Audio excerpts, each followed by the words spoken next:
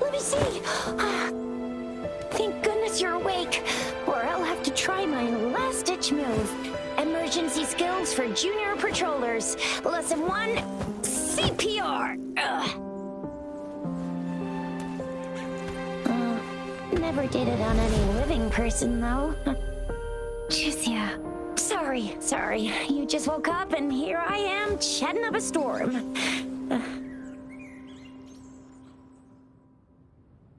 Are you all right? Do you feel any discomfort?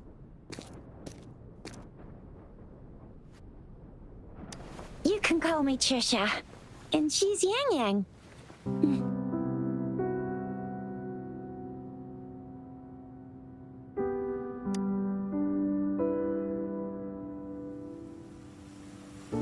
We are in the Gorgeous Spirits. It's on the outskirts of Jinzhou, Huanglong. Your attire doesn't seem local. Are you a roving traveler from afar, or someone returning home?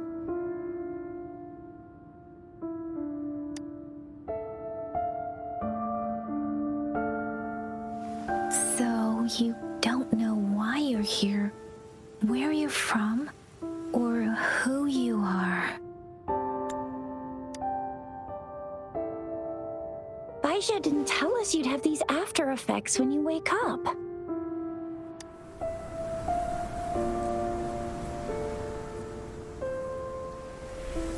The wind has brought us a warning. The Etheric Sea is converging. It seems a new tacit field is taking shape. That means it's probably gonna get dangerous here soon.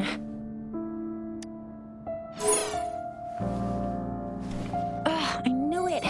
Our gourds are out of service because of the Etheric Sea's influence. We can't send or receive messages for help now. We better hurry over to meet up with Baiju at our gathering spot and get out of here. Guess you really can't recall a thing, but don't worry. If you got any questions, we can talk as we move. Yang Yang and I will give you the full scoop, every little detail from the get-go. Rover, can we call you that for now? Before you remember your true name?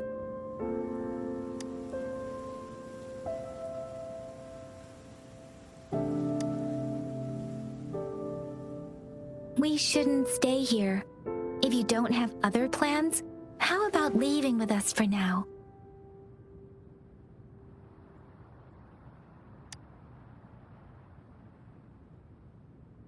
Oh, that's great! Let's go together!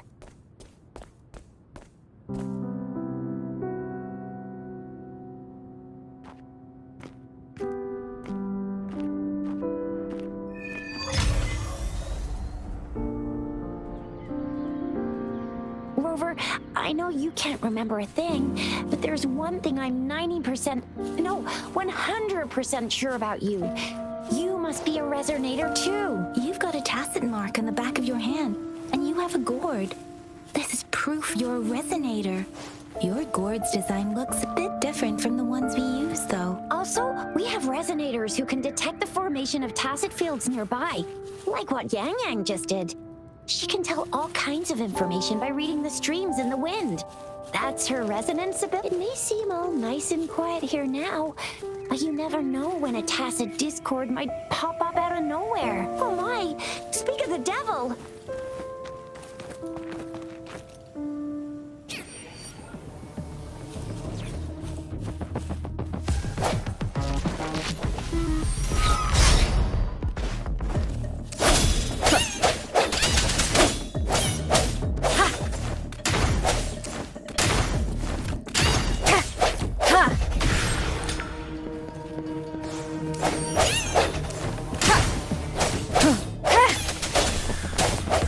Your weakness.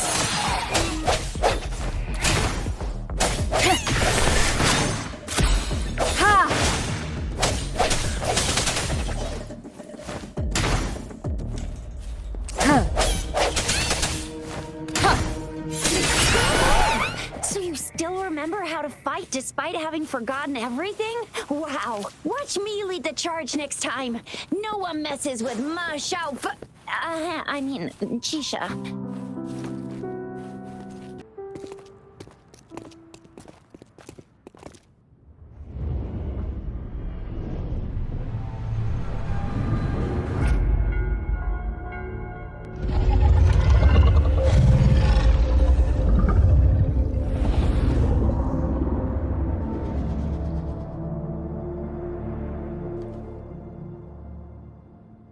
What's wrong? Are you injured from the fight? This is the statue of Jue, the sentinel in Zhenzhou, in the shape of a long. There is one capital and 6 cities in Huanglong, with each city having its own sentinel.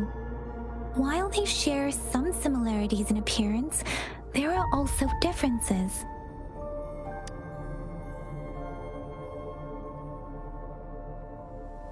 In Huanglong, most of the sentinels take the shape of a long. In other regions, they manifest in various forms. Sentinels are present where civilizations thrive. Huanglong stands out with the highest number of currently coexisting sentinels because of its long history and vast land. Records state the sentinels in Huanglong were once a single entity. Now they are each responsible for a part of Huanglong. Naturally, there are sentinels in other regions too, but fewer compared to Huanglong. You were standing face to face with our sentinel? One can hardly see our sentinel with their own eyes. Most people only get the chance during the appointment ceremonies. According to your description, you stood pretty close. Only the sentinel's appointed resonator is allowed in its proximity. For now, that person is the magistrate of Zhenzhou. Whoa, darn! That must be an elite class! Chizia might be in danger. Rover, please.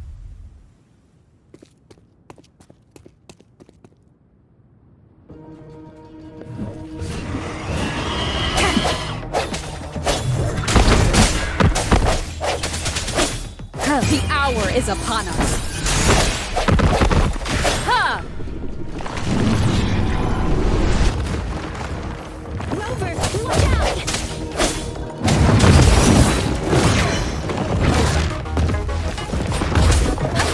Precipitant!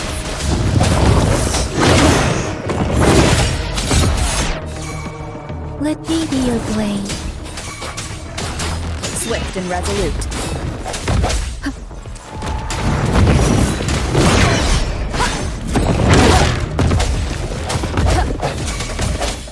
Strike from the shadows.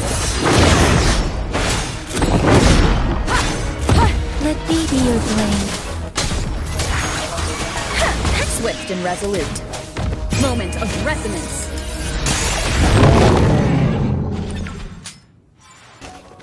That was close. You fought so well.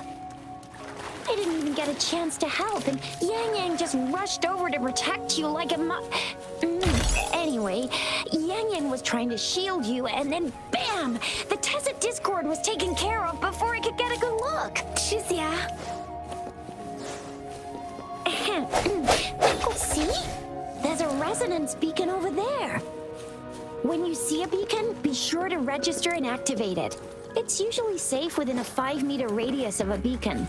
It can protect you from danger sometimes. Rover, could you hand me your terminal for a moment? Done.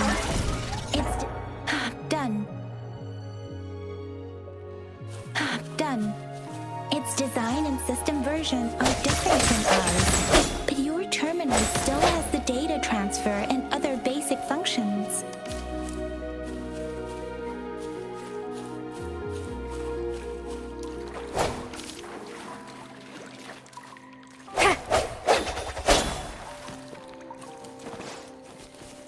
We are almost at the gorge's entrance. There will be a descent, but if your terminal's glider module still works, Once you're out of the gorge, there's only a short walk to reach Jinzhou.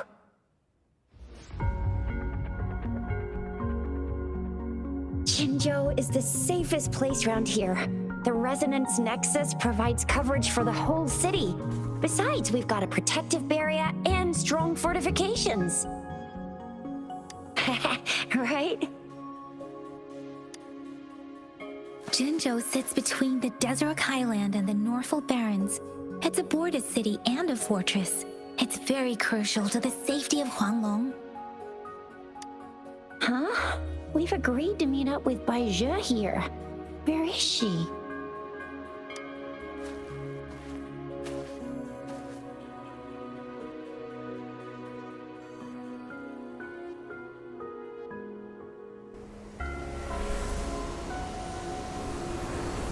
This is the center of the Etheric Sea. A tacit field?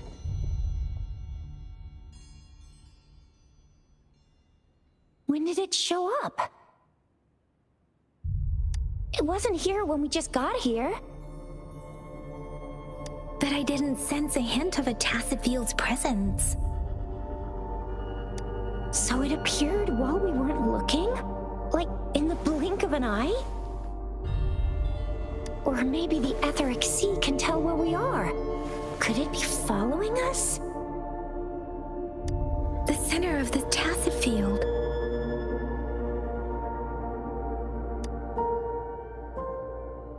Isn't that Bai Zhe? Bai Zhe! Bai Zhe! We're too far away. Perhaps she can't hear us. Freshly formed tacit fields have a dormant period. During this time, it is relatively safe.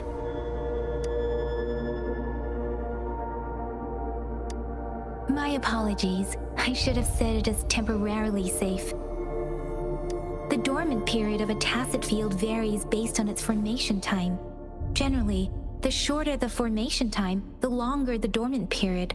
However, with a longer dormant period, the tacit discords born within are usually stronger. The faster a tacit field forms, the longer its dormant period lasts. For now, this tacit field should be safe. According to the hero plays, yes, there's a chance for that.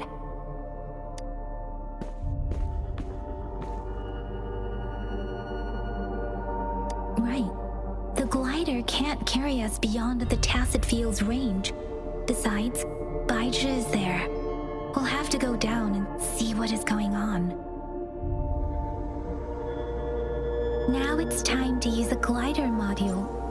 Rover, let me help you activate it.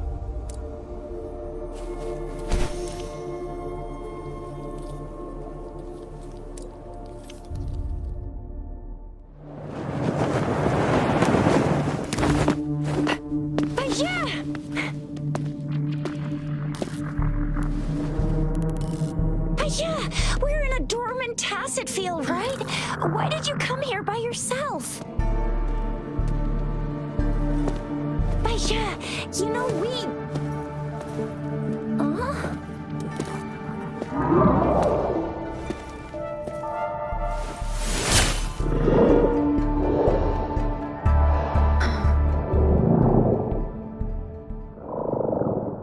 You are all right, it seems. Yeah, she was super energetic. Handled a super big TD. Way more spirited than me. I've been keeping an eye on her condition through the street.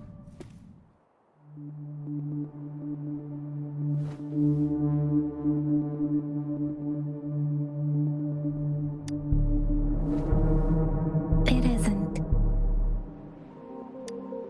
Bai Zhe is just concerned about your condition. She must think we shouldn't be letting you move around that much, since you've just regained consciousness.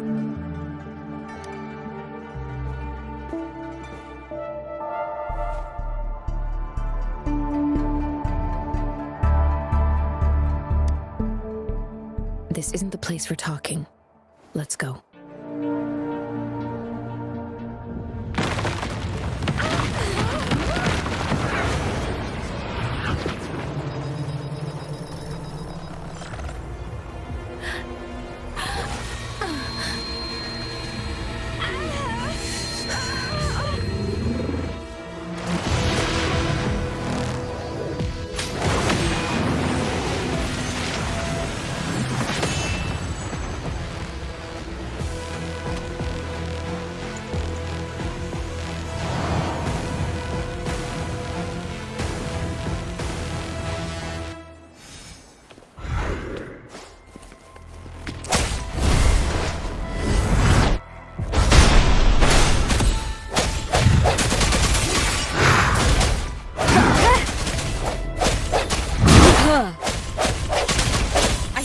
your weakness. Let me be your blade. Storm, hear my command! Ha!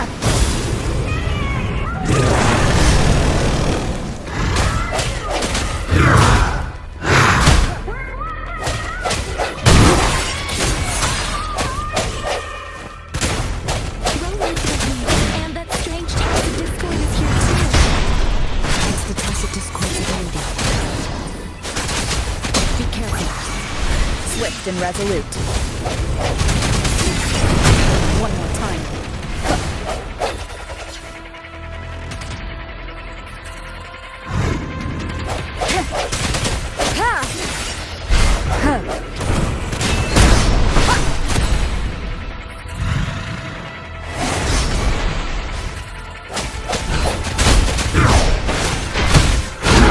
Bad timing.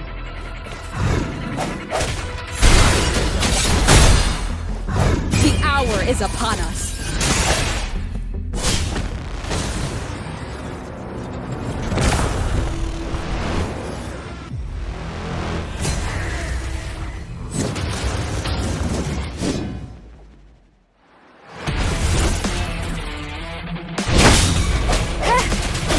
Strike from the shadow. Let me be your blade.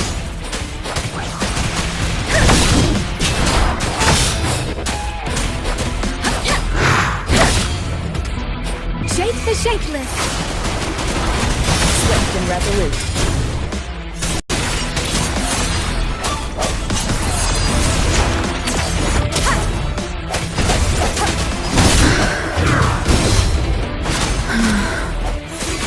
Let me be your blade. Serenade! Speeding up. Swift and resolute. The end has come.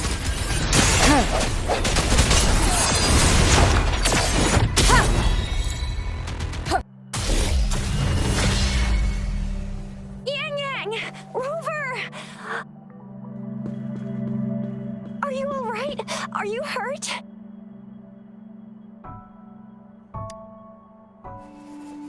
Oh, thank goodness. We could see that darn barrier, but couldn't lay a finger on it. I'm fine too.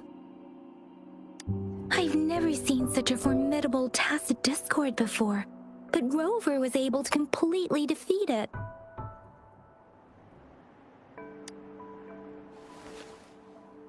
I didn't really do much. It was all thanks to you, Rover. That's strange. This place isn't known to be so dangerous. Anyway, come check this out.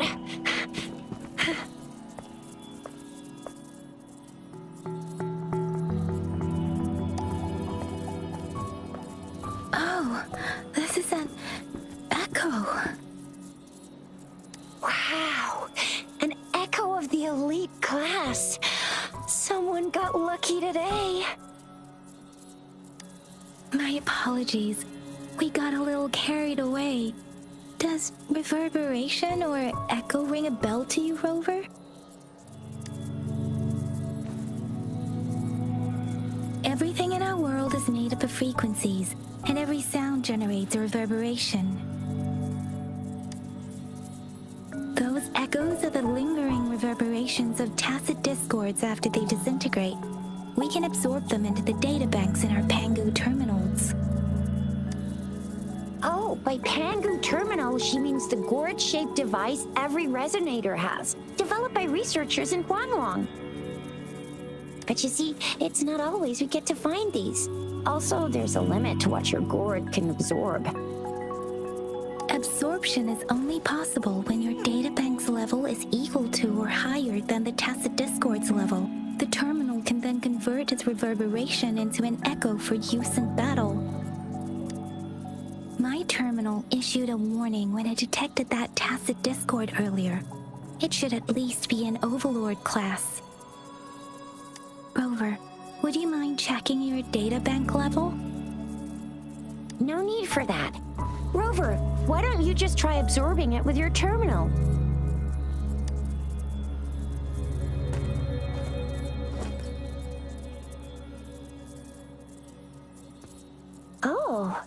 so it doesn't work.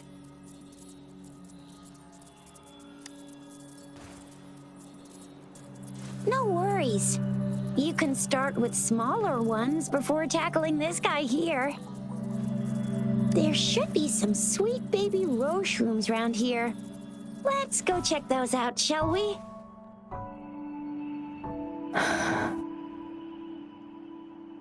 We'll need to report the unusual phenomena here to the City Hall and the Academy. Let's make our exit.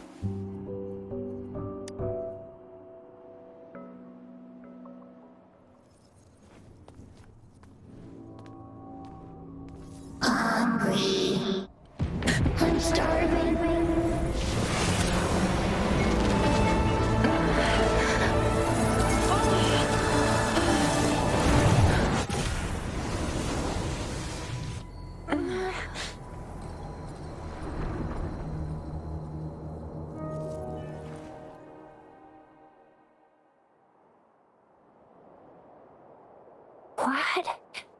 What kind of power is that? Rover, you've been playing the fool all along?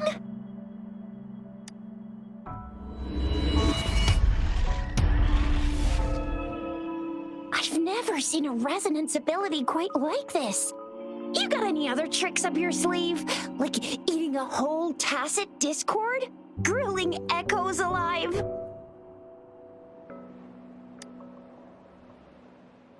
Could it be related to your lost memories?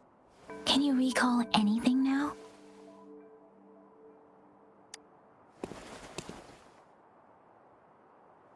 Rover, are you feeling all right? Any discomfort? Could it be the side effect of fighting that tacit discord? Daiju, can we take Rover to do a checkup at Huashu Academy's Resonance Medical Department?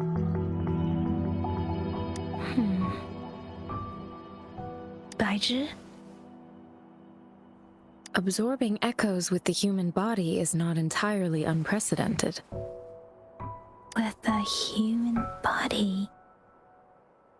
I remember Comprehensive Mirror for Historians mentioned this in the Huanglong section's opening. A celestial being descended, commanding the Tiankun's boundless power. Assuming mortal form, they condensed the primordial essence, creating Pangu. Cleaving heaven and earth apart, they aligned the celestial and terrestrial. Their radiance encompassed the four corners. Thus began the illustrious annals of Huanglong, as provinces were first demarcated. If I may say, Rover, you seem quite mysterious too. Whether it's true or not, that story happened a long time ago, when Jinzhou didn't even exist. Could it be that Rover's like the great-great-great-great-great-granny of us all?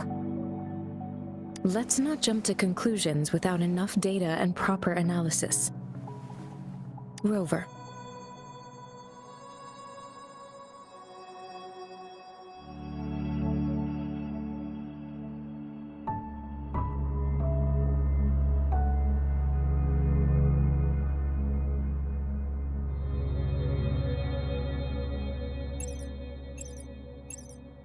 Wait! The signal's back!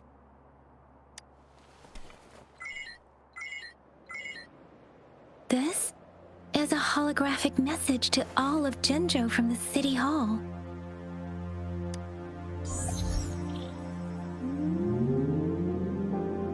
My fellow soldiers and citizens, I apologize for any inconvenience caused. I am Jin Shi, the Magistrate of Jinzhou. As the Moon-Chasing Festival approaches, our city welcomes visitors from around the world. The festivities are highly anticipated by our people, and I too share in this joyful sentiment. Jinzhou has always been a crucial defense against the tacit discord outbreaks, safeguarding Huanglong. We have a heavy responsibility on our shoulders with no room for retreat or failure.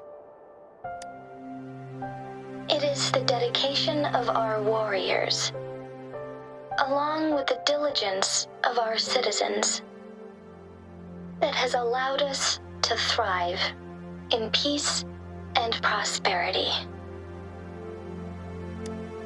Despite the challenges of tacit discords, we remain steadfast and hospitable to visitors, upholding our enduring traditions. With that in mind, I have a favor to ask. Among our many visitors, there is one visitor that holds utmost importance to me, the city of Jinzhou, and the entirety of Huanglong.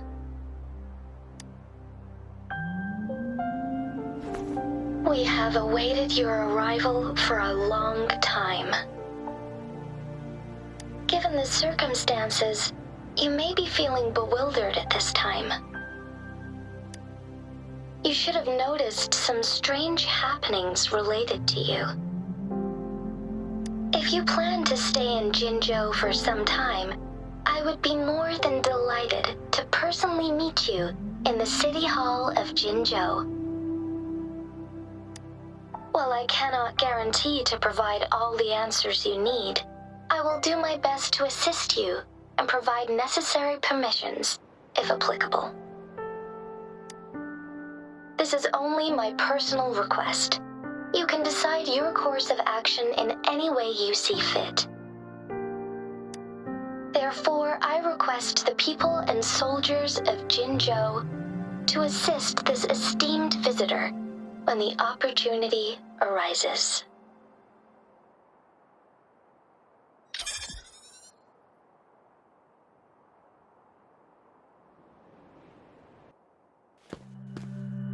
Why do I get this feeling? This person our magistrate was talking about? As Rover.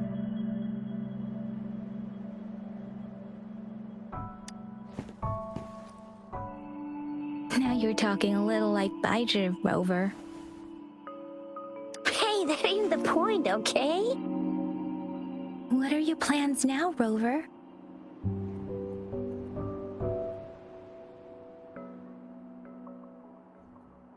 I remember you had a flashback of yourself looking into its eyes when you saw the statue of our sentinel. We can't confirm its authenticity, but based on the magistrate's message, it seems Jinzhou has a lot to do with your past. Whether you are the visitor our magistrate mentioned or not, you are surely important to Jinzhou, and you will be our important friend! We've already entrusted our lives to each other. I've never seen so many TDs packed together, and that elite one was so scary. Well, you did get rid of most of them. Anyway, once we're back in Jinzhou, I'll treat you that famous specialty from Panhua's restaurant.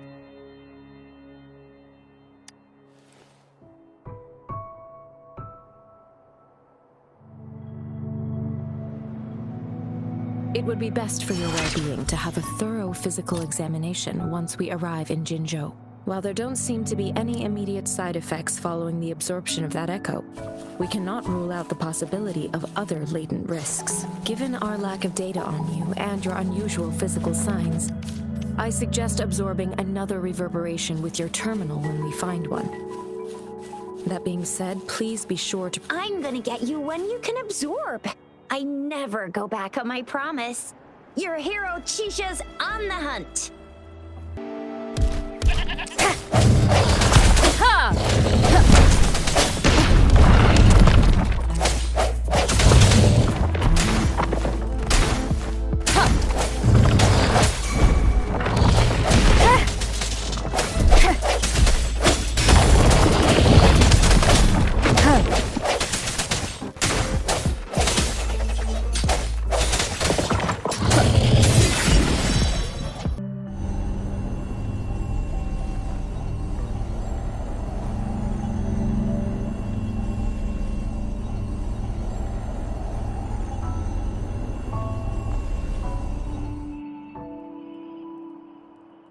Can you reenact what you did before?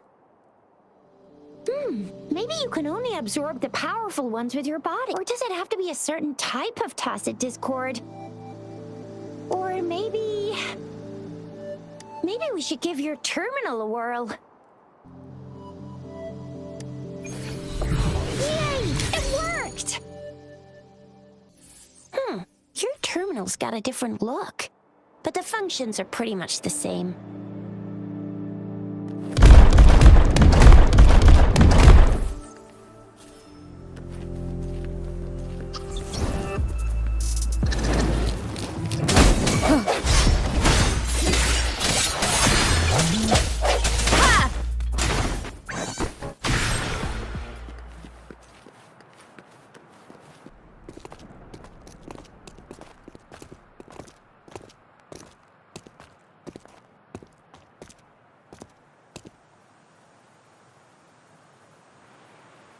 Rover?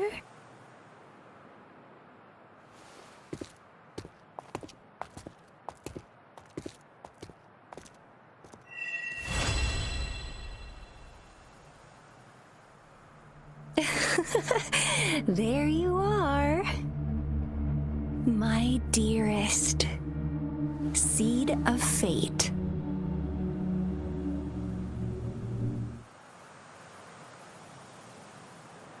Alrighty, what should we do next? Shall we go grab a bite?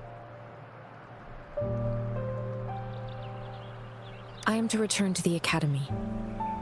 The anomalies of the Gorges of Spirits, the resurgence of that tacit field, and the many wave-worn phenomena occurrences. I should report them in time. Then I'll go submit our report and prepare the documentation needed for Rover's audience with the magistrate while I'm there. It may take some time, but there won't be too much paperwork. Then I guess I'll take Rover over to the Nexus Tower for registration first, and we'll just hang out for a while. Being new to Jinzhou and all, she can't be left standing outside the city hall with nothing to do. Hospitality is our local specialty, you know. Then I'll leave you in Shizia's care, Rover. Is that all right with you? I'll give you a call once the paperwork is done. Leave it to me.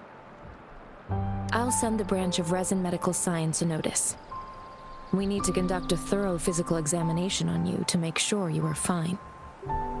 Come visit the Academy after your audience if you have no other plans. Yes. A physical examination would be required to determine if any disease is present. If no medical issues are found, we'll conduct further monitoring and analysis to understand what happened to your body. Of course, we won't do anything without your consent. You guys done yet? What's the holdup?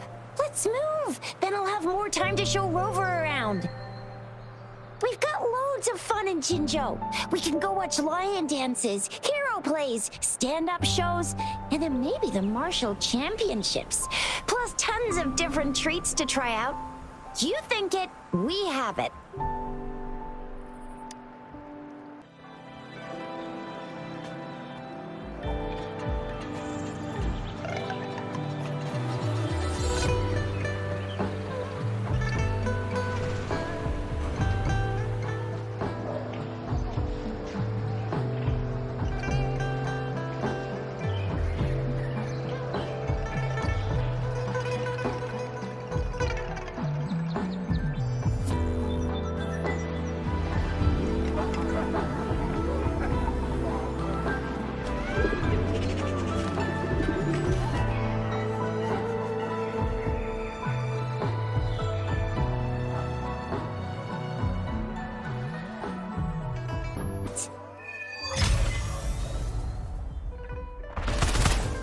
Here we are, Jinzhou's Nexus Tower. Exactly. Let me see, long story short, it's a navigator, a defense system, and a regional information center all in one. The smaller ones we ran into earlier are resonance beacons. Data is shared between all beacons. You activate one, and the entire map's data will be relayed to your terminal. Pretty nifty, huh? Just place your terminal here.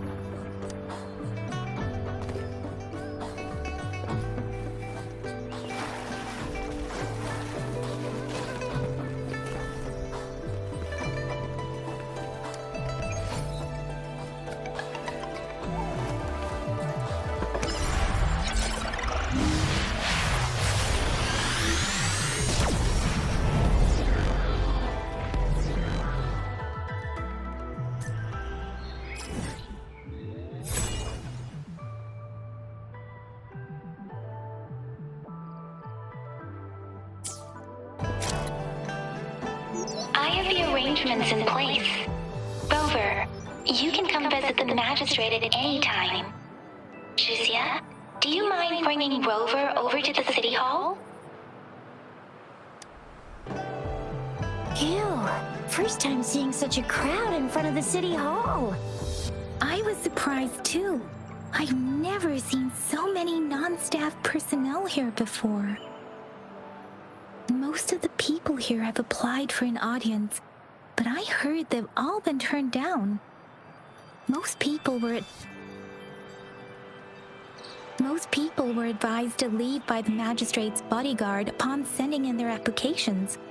The ones staying here are either trying to apply for some other people or just too stubborn to leave. The few that made it inside said it only took one freezing look from Lady Sanhua, and they were compelled to leave. What kind of description is that? Sounds like they've met some snake-haired lady and got turned into stone. She's the magistrate's personal bodyguard. Oh, I've heard of her before. She's the all-round Death Glare / Terminator Ice Beauty. That's what the rumors say, at least. There is a small chance she's not in the city hall, but it's very unlikely for her not to be in Jinzhou. Or rather, it's nearly impossible for the magistrate to leave Jinzhou at all. With her busy schedule, it's already difficult to find any time off. In addition, as the magistrate of Jinzhou, leaving the land under her jurisdiction without authentication is not allowed. Unless she's engaged on a business trip, or when Jinzhou's safety is under threat. Yep, there's gotta be something big if that's the case. So this is the true confidence of our Rover. I agree, though. So far, you've been ticking all the boxes in our magistrate's description. Sure it can. Have you thought of something, Rover? You mean...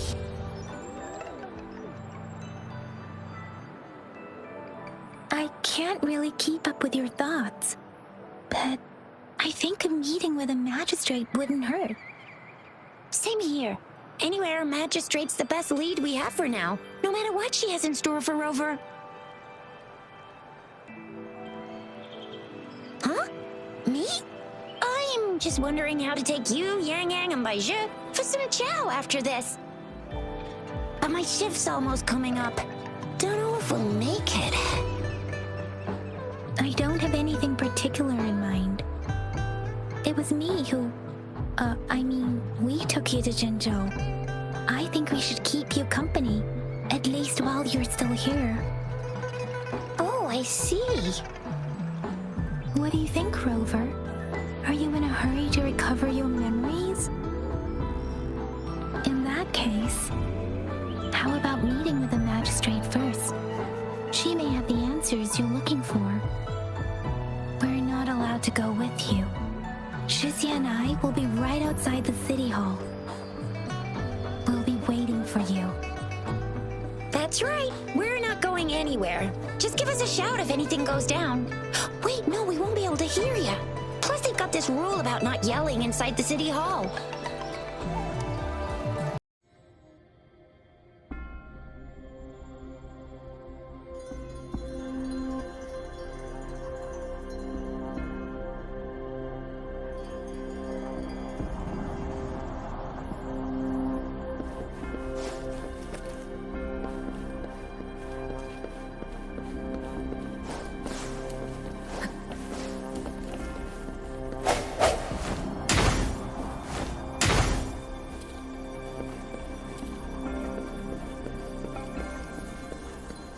Please, follow me.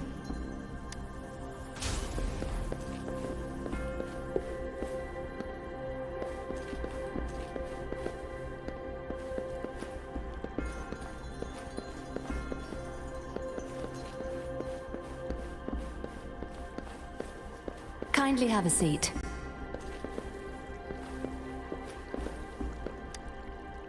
Lady Sanhua will be with you shortly.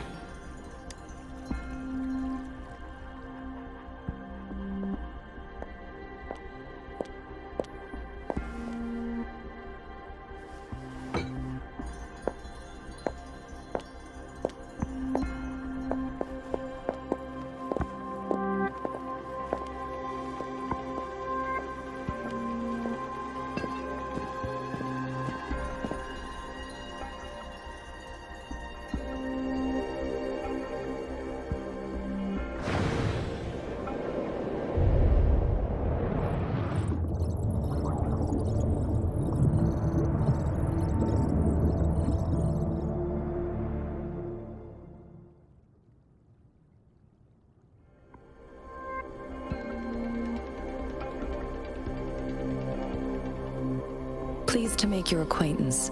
I apologize for the delay. My name is Sanhua, the bodyguard of Madam Magistrate.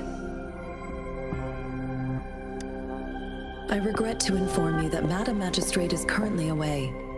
Prior to her departure, she instructed me to bring you these tokens and a welcome gift. Madam Magistrate advised you to explore what these tokens represent during her absence. This may help you acquire the information you desire sooner.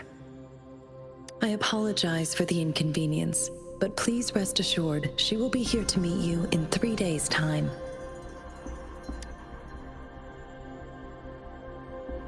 Sorry, I cannot disclose her whereabouts at this time. Please trust me that she is eagerly looking forward to meeting you in person. Pardon my inability to provide a better answer. Madam Magistrate has a task that she must handle alone, but she has never for one moment forgotten about her meeting with you. Not knowing exactly when you'd arrive, she had to leave without having the chance to welcome you in person. Because she will require at least 3 days to complete her current task. Madam Magistrate wanted to assure you that in 3 days, by any means, she will return to meet you in person.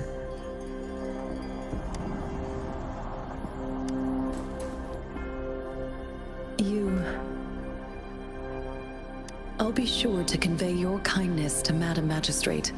Please accept my sincerest gratitude. Yes, Madam Magistrate does hope to have your assistance, but there is no rush for a decision. She does not want to pressure you into anything you may not desire. We invite you to learn about our situation before making a final commitment. When it comes to these tokens, it is never her intention to confuse you with the puzzles. Instead, they should serve as clues that lead you toward the truth. Madam Magistrate deeply regrets not having the time to deliver her messages to you in person. We value your presence far more than you might imagine. The same goes for any and all information about you.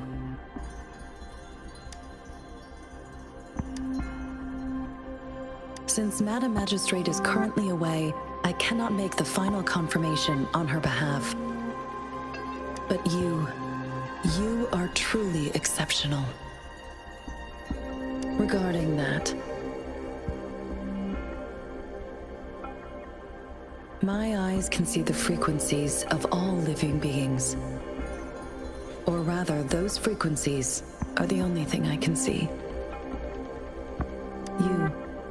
You share the same frequency with Madam Magistrate.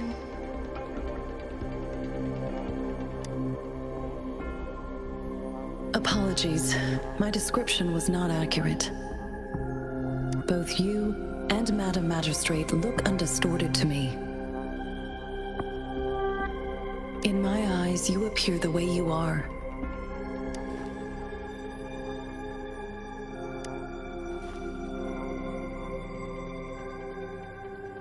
They all look different.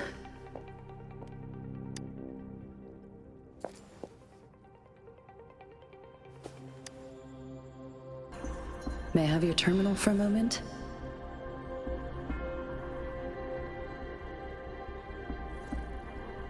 Indeed, it was an oversight on my end. I will now import my contact information and that of all public services, like patrol stations, into your terminal. I will be here on standby, ready to assist whenever you need me. I need your terminal for regional access authorization. I will also configure the latest utility module for you.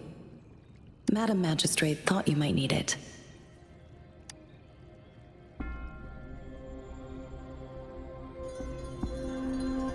The utility module on your terminal has been upgraded to the latest iteration. Now, all the utilities, including sensor, levitator, and grapple, should be fully functional. You are now granted unlimited access to all regions in Jinzhou. I have sent your terminal ID to every border pass and residence beacon. You will only need to display your terminal ID or activate a beacon with your terminal for entry. You are free to visit any part of Jinzhou. Yes, including the City Hall. You have full access to its facilities. Also, may I ask, have you decided your place of residence in Jinzhou? If not, Madam Magistrate has arranged accommodation for you in advance, here in the City Hall. I will lead you to your room if you need. Understood. We will be ready to accommodate you anytime.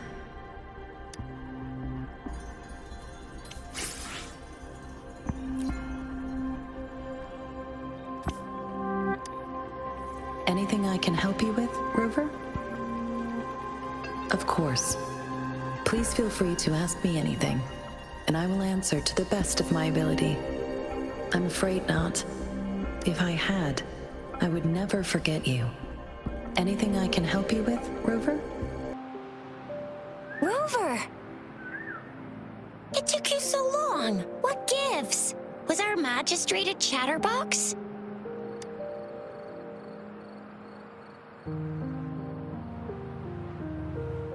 So Madam Magistrate's not in the City Hall. It sure is. Shizia. The increasing tacit fields, uncannily powerful tacit discords, and now, our magistrate's absence. Plus, the mysterious Rover. I'm afraid. Yeah, we've reported to the City Hall, the Ministry of War, and the Academy. We've done everything we can so far.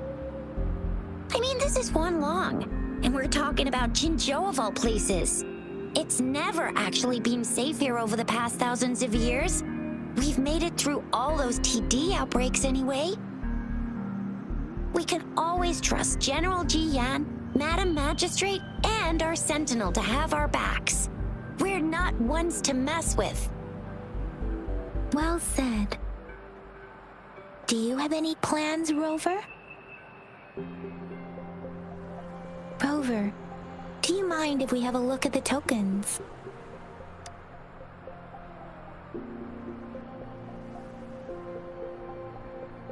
So, what's so special about them?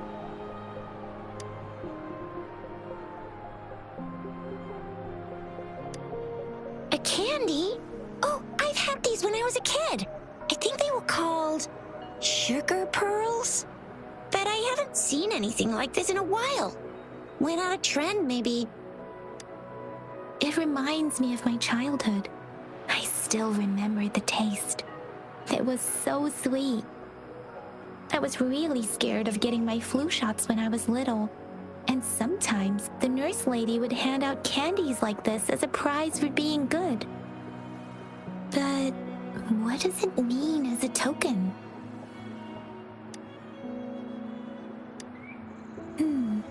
It seems like a miniature sundial. It is a horological device that tells time by using sunlight's direction. Sundials in Huanglong usually have marked lines for the 12 shichens in a day, and every shichen is 2 hours long, with some showing seasons or months. The design of this sundial looks a bit unusual, though. On this sundial, time seems to be represented by the 12 earthly branches drawn on the outer ring of its surface. And its inner ring shows the 4 symbols, each representing one cardinal direction. These are the 4 famous auspicious beasts in Huanglong's folklore. They are believed to protect people from all 4 directions under heaven. Generally, the teal long represents the east, the white tiger stands for the west, the vermilion bird stands for the south, and finally, we have the black tortoise for the north. It seems the sundial is supposed to show both time and direction. But how could it work when there is not a compass attached? Not to mention, the lack of sunlight basically renders it useless. Ugh, that requires way too much brain power. The color of this leaf seems a bit odd. Can't tell what tree it is. I think I can feel something from it.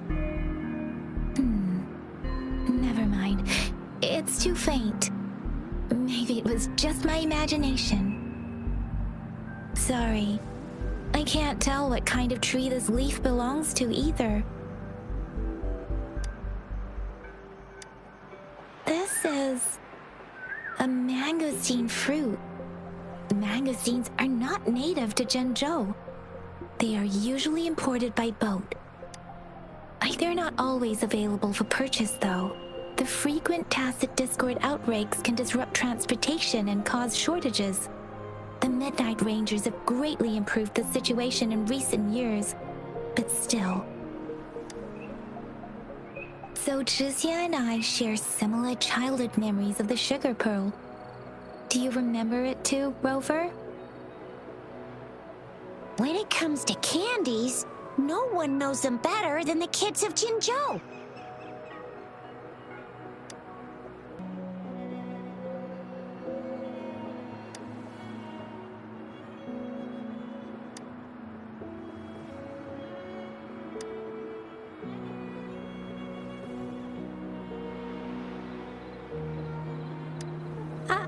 I don't have candy like that.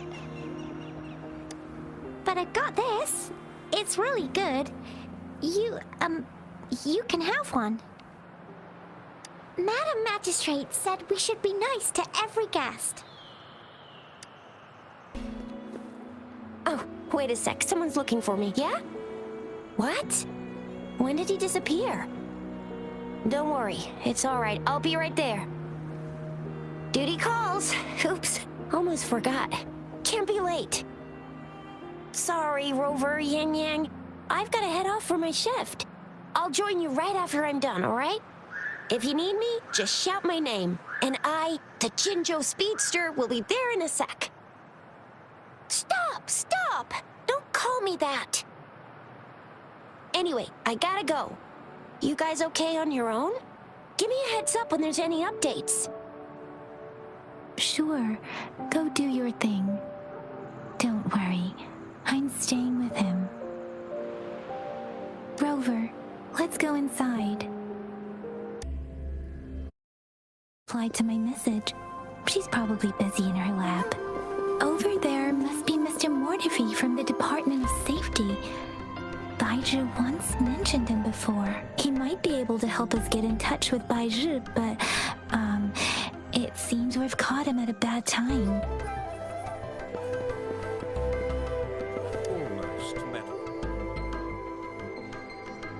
Anyway, let's try asking him, shall we? What? You need something? Mr. Mortefi, please pardon our intrusion. We are friends of Baizhi, and we're here to look for her. I see. I hope I didn't cause any offense earlier. Not at all. It was us who bothered you. Baizhi should be in the data analysis room. I'll go tell her you're here. Thank you, sir. This is Mortefi, a renowned figure in the Department of Safety. He was born in the new Federation, and he joined the Huashu Academy a few years ago. I heard his talent is truly impressive. People say he's a bit scary at first glance, but he's actually quite kind-hearted once you get to know him. Shizia told me he's quite popular with the kids. Children have been pestering him for all kinds of fancy toys, and he's always open to their requests. Here you are. The data we collected in the Gorges of Spirits has been submitted for analysis, and we'll have the results today. I have the equipment for your physical examinations ready too. Any discoveries during your trip to the City Hall?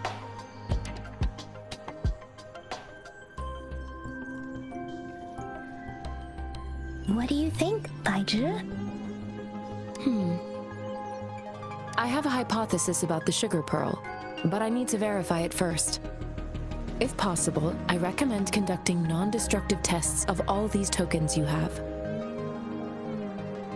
Data is always straightforward. The first 3 tokens can be tested at my branch's laboratory. This miniature sundial will require radiographic testing, though.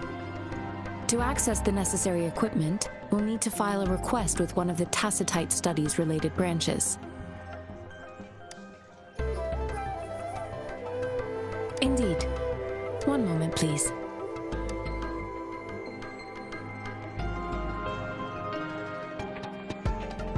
Give me the items to be tested.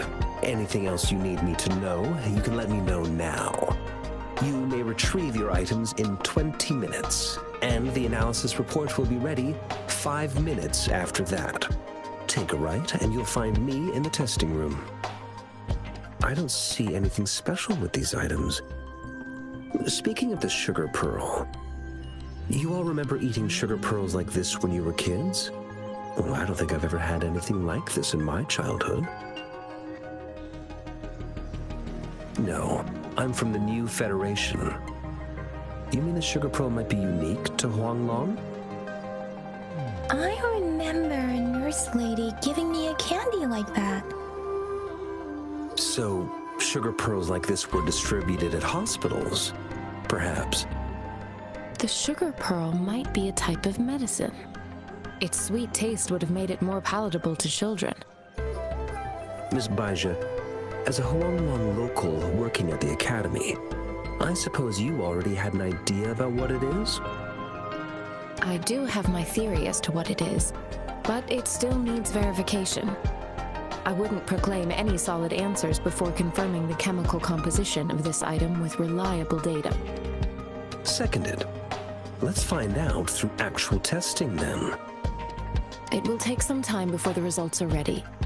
If you have other matters to take care of, you should go ahead. I'll let you know once we have the results. Shall we wait here at the academy, Rover? Sure you can. But don't forget your physical examination. I'll see you in a while for that.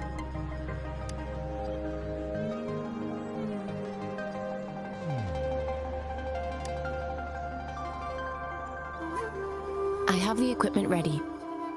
I'll need to check your health status and see if there are any unusual fluctuations. Now let's begin, if you're ready.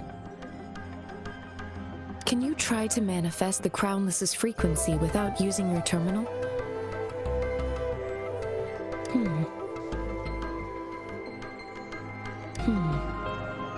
I am not seeing the Crownless's data in your terminal. So it was indeed absorbed into your body. The Crownless's frequency energy was consumed by your body, leaving no trace behind. But how did you manage to do that? It's as though there's another mechanism within your body capable of absorbing frequency energy. How do you define monster? For resonators like you, such abnormal fluctuations in frequency typically lead to overclocking.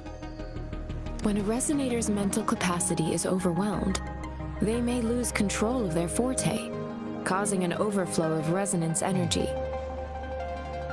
We have established a comprehensive overclock diagnosis process to accurately predict potential risks of overclocking.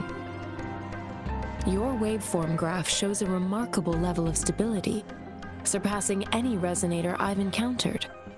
Your risk of overclocking should be minimal. You don't need to worry about that for the time being. To put it simply, it seems there is another dimension or a creature hiding inside your body. A universe.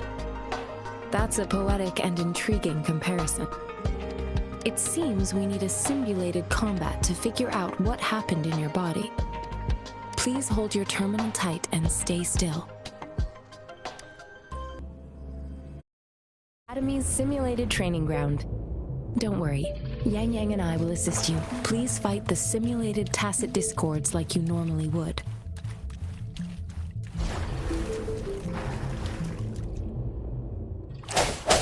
One of the sounds.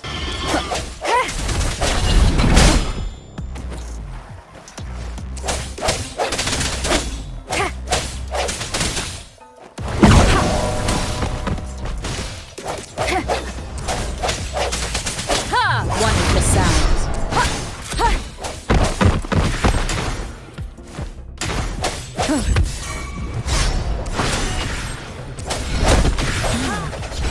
As Yotan had previously detected, your bodily functions are in good condition, and you seem entirely unaffected by the Crownless's energy.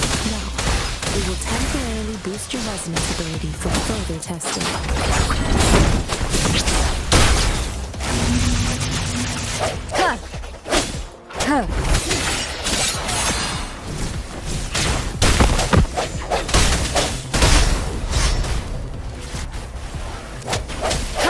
One of the sounds.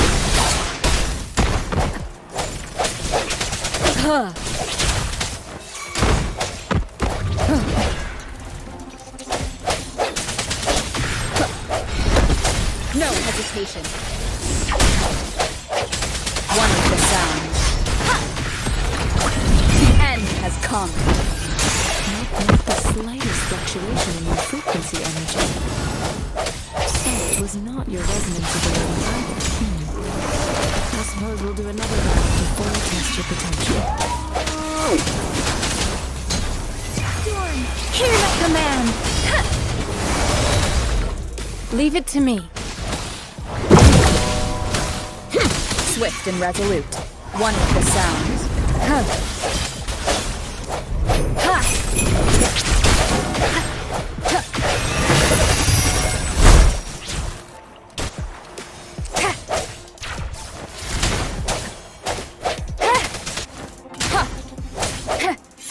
We've gathered all the data we need. The test is ending soon. Rover, you can find the exit straight up ahead. One of the sounds.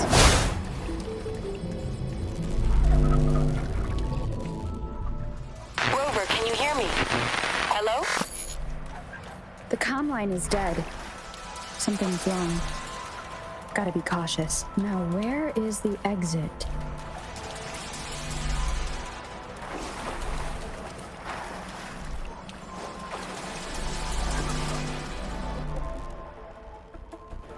I'm back to the same spot again. And this moon. What is happening?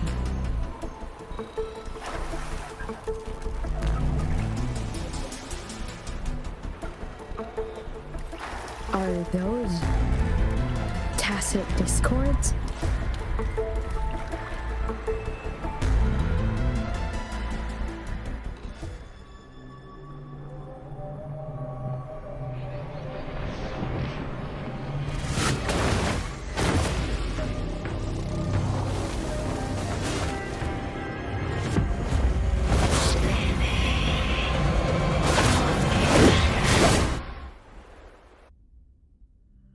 Rover! Rover! Thank goodness! You're awake! Baiji, what happened just now? The connection was suddenly cut off. Rover, do you still remember what you saw?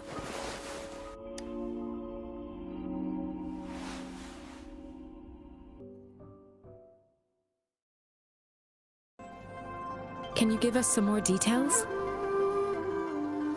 giant tacit discord with a scythe. It doesn't sound like the crownless. Might be even higher ranked. This is the first time we've run into anything like this since we put the training ground into use. The sonorosphere captures everything that once happened in a specific time and place, be it good or bad. We built this simulated training ground after the structure of sonorospheres. Our goal was to extract pure remnant energy with the simulated sonorosphere, but we cannot guarantee that all abnormal frequencies were eliminated. Your arrival may have revived the abnormal frequencies we accidentally captured. Remnant energy sometimes gives rise to memory manifestations of sentient beings. You may have encountered one such manifestation.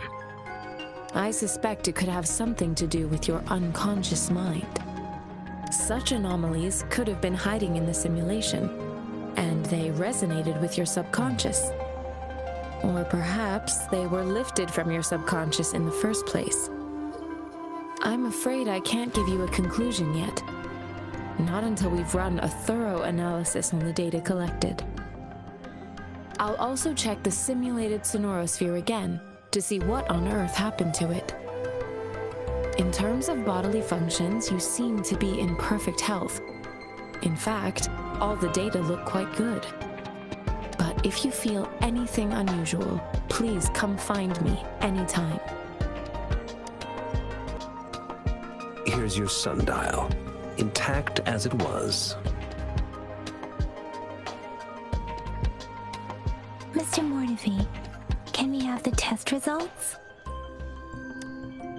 Simply put, it's hollow. Here, try tapping on it. It sounds different from a solid object. It's not just a timekeeping tool. It's an intricate mortise and tenon puzzle box. This sundial is hollow with an inner compartment. We scan it, and there's a small paper scroll inside. However, it's missing a crucial component. We should be able to spin the wheels on the sundial once the right component is installed. Automata mechanics isn't my field of study. I specialize in developing tacitite weapons, but the foundational theories behind these applied technologies are quite similar. It wouldn't have taken me this long if we were dealing with tacitite weapons. Install the missing part, then rotate the wheels to their correct positions, and you should be able to solve the puzzle and access the paper scroll. However, I still have no idea what the missing component should look like. Well, that's a no-brainer indeed. We can certainly give it a try. If you're fine with the paper scroll being destroyed by its protective mechanism, that is. One moment. I have an incoming call. What is it? You certainly are well informed. It's indeed beautiful data. Good taste. Well, since you've put it that way. Rover, Mr. Mortefi's expression seems to have softened, don't you think? We haven't even asked him to help us with assembling. It looks like Mr. Mortefi needs more time. Maybe we should give him some space to concentrate. Rover, let's come back later, shall we?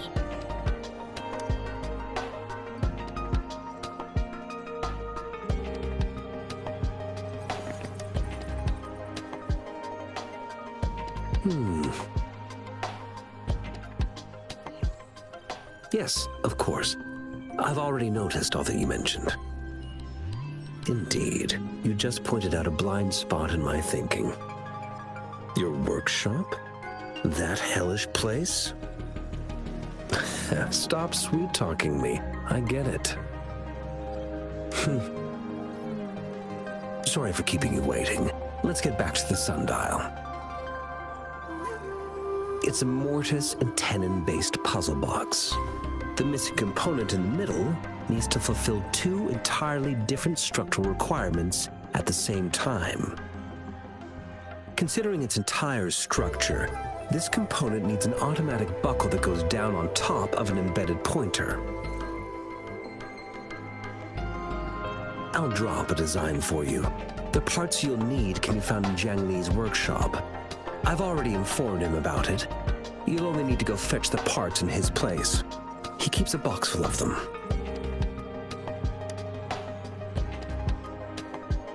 Considering its dreadful conditions, I can't agree more. How could he choose to work in such terrible condition? It's like willingly playing a score backwards. I see. Shall we go and retrieve the parts now, Rover?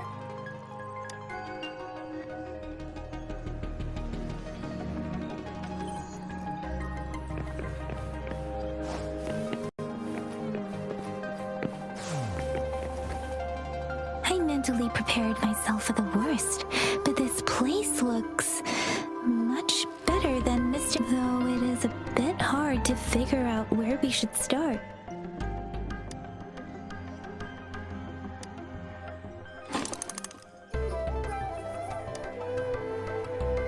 Rover?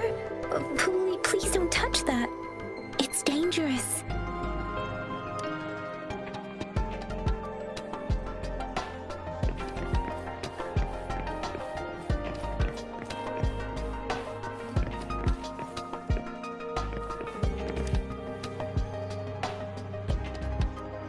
This should be it. It's quite a box full. Let's go back and show it to Mr. Mortifi.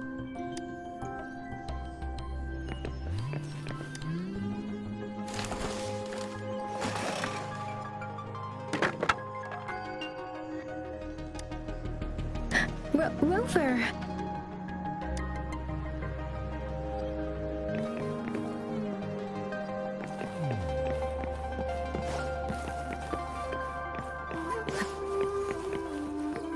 Mr. Mortifi, we found the parts. Good. Bring it to me.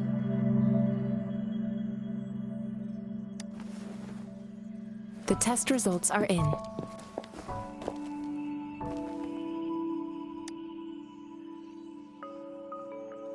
The mangosteen is just an ordinary fruit. It's suitable for regular consumption. We found nothing unusual about it. From the purple leaf you presented, I detected subtle fluctuations in tacit discord's frequency from two distinct sources, but they were overlapping and difficult to distinguish. This is a rare occurrence. The scattered nature of these fluctuations rules out the possibility of them being left behind through contact. This is not an ordinary leaf, but it doesn't seem to be a tacit discord either. Based on the data we gathered, I believe it was sampled from an area struck with the wave-worn phenomena.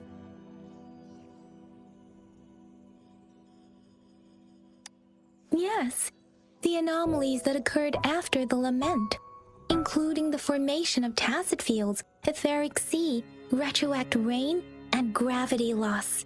These are collectively called the wave-worn phenomena. And the lament was the start of it all. As for the sugar pearl, it has been determined to be a type of oral vaccine. This sugar pearl expired over 20 years ago. The low-temperature storage life for this vaccine is about 2 years. A 20-year-old vaccine. Could it be related to the children's epidemic in Zhengzhou 2 decades ago? The archives in the Academy should have information on the sugar pearl. The archives here are organized in a unique way. You can start by searching the keywords at the lobby terminal.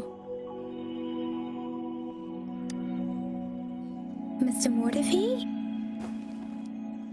The missing pointer has been installed, and now the sundial should be complete. So, the discs are rotatable now? Yes. Align the correct markers with the pointer we just installed, and then you should be able to open it.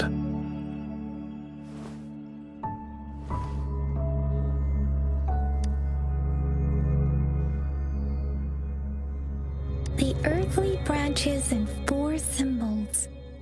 The These symbols are related to the sexagenary cycle. It's an intricate way of recording time in Huanglong. Nowadays, it is mainly reserved for calendars, numerology, and indexing, but it's falling out of daily use. Now, what kind of information could it represent? It's the filing system. Most of Huanglong's libraries and databases still use this method to organize their archives, namely the Grand Libraries.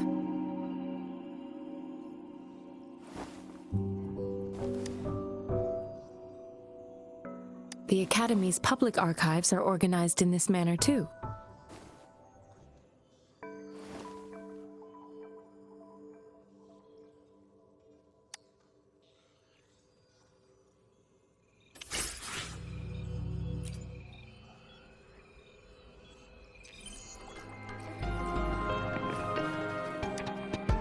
I found it! It's located on the way shelf.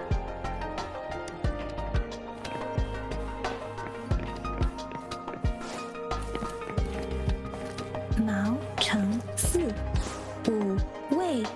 Rover, it's here!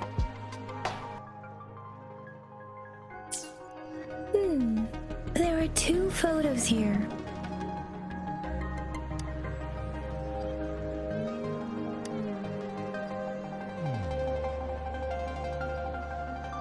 Huh.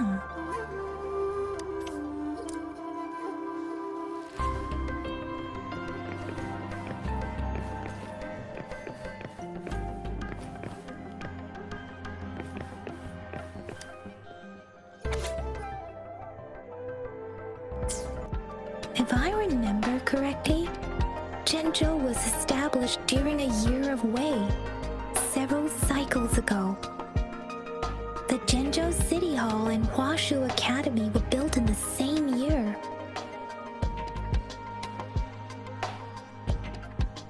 The Gorges of Spirits battle sparked Zhenzhou's founding, and the formidable tacit discord described here? I believe it is the Crownless. Rover, about the sugar pearl. What do you think, Rover? I've only seen our magistrate once at the appointment ceremony, so I can't comment on her personality, but her policies have proven effective and greatly benefited us since she took office. Some believe that the remarkably far-sighted and profound decisions were actually devised by Councillor Chang Li due to the young age of the magistrate. Lady Chang Li is our magistrate's advisor and former teacher. She once held a high position in the Central Secretariat, but she requested a transfer to Zhenzhou. I've also heard rumors painting her as a cunning manipulator rather than a loyal servant. Let's look back on what we've gathered so far. Our clues point to the sugar pearl as a key in solving the sundial's puzzle.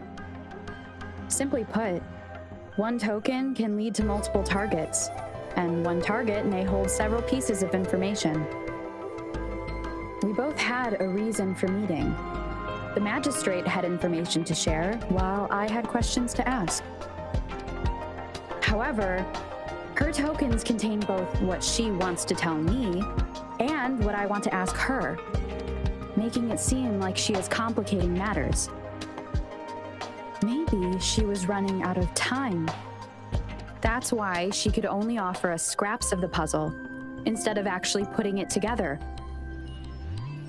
Or perhaps she's indeed a master strategist, leaving breadcrumbs for us to follow. The initial clues may simply be a test to...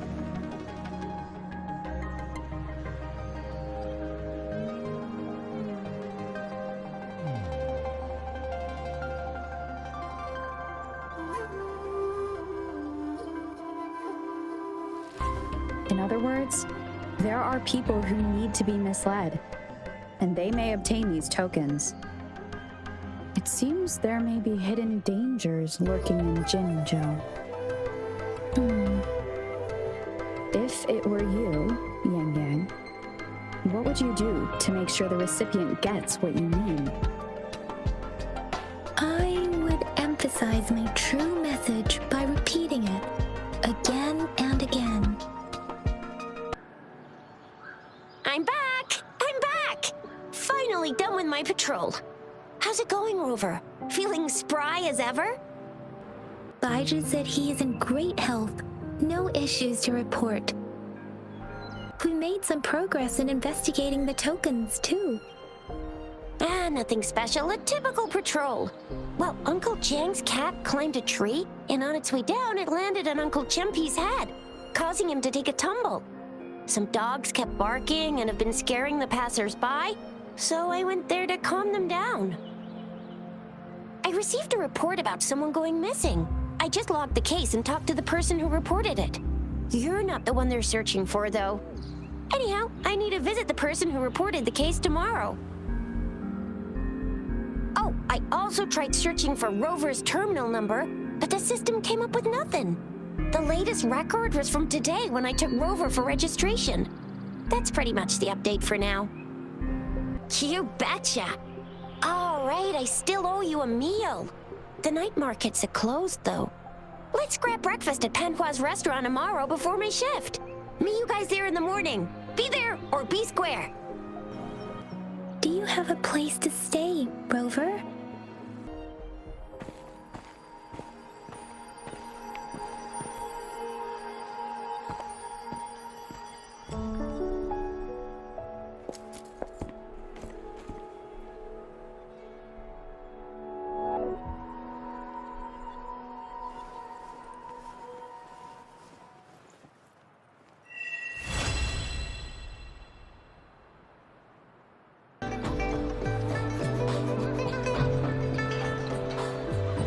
Mrs. Panhua, good morning. 3 bowls of extra spicy noodles, please.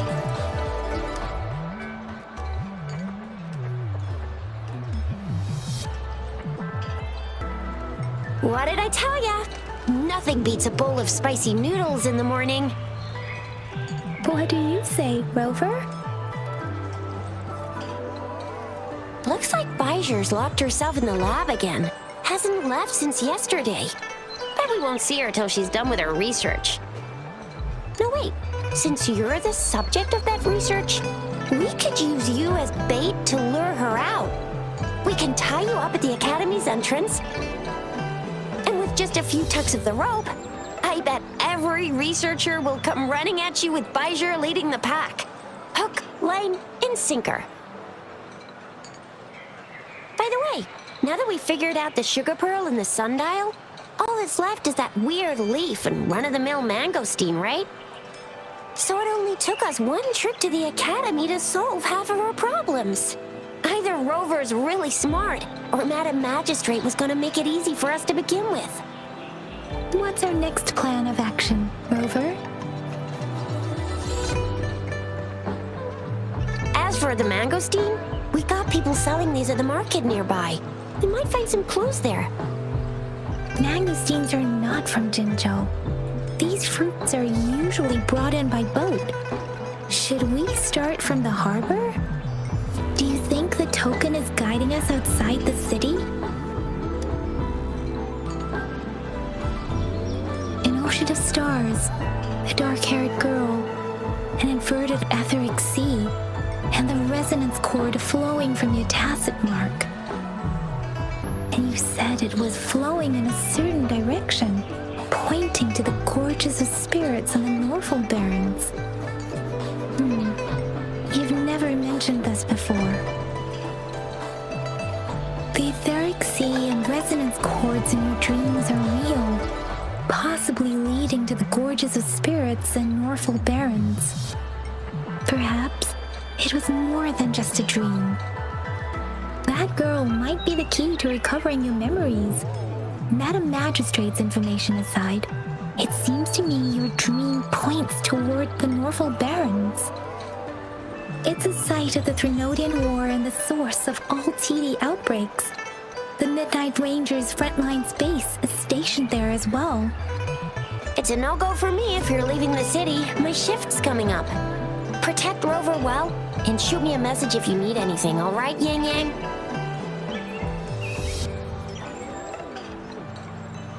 I believe in ya! Without a doubt.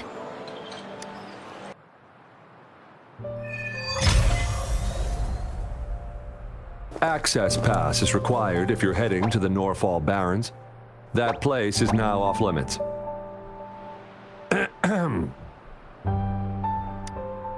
What is your business, young lady? It's my third shift and you're still here. Oh, you must be the soldier on duty at noon yesterday. Nice to see you again. I'm a resonator and a trained martial artist. I can handle myself. Please, I need to go look for someone. I've promised the missing man's grandfather to bring him back. Would you let me through? Be that as it may, I cannot let you, given the current circumstances. My apologies. Well, everything seems fine in the city. Are things really that bad on the front lines? That's why we must stay vigilant, so people in the city can go on peacefully with their lives. Besides, General Jian is currently there at the Norfall Barrens base. Dangerous as it is, he will keep an eye on every soldier, including the one you're looking for. We have already sent a report on your case. You could just go home and wait for the good news. What's the point of staying here? Thank you, but I have already asked the patrol station for help and tried every method I could think of. Please let me through. I promised him, so I gotta give it my all. I understand your concern. I don't want to be a bother. Would it help if I hid my presence and stayed somewhere further away? How about 5 miles? Or maybe 100? Well, 1,000 might be too far, though. I wouldn't be able to see you clearly. Listen, nobody knows when the soldiers will return, and even if they do, you might not find the one you seek. It's a dangerous road ahead if you want to reach the front lines, and you don't even have an access pass.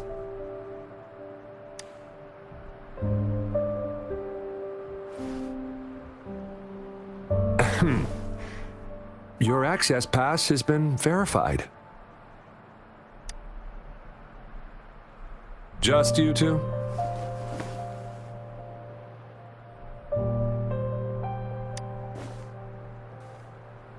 Thank you for your help.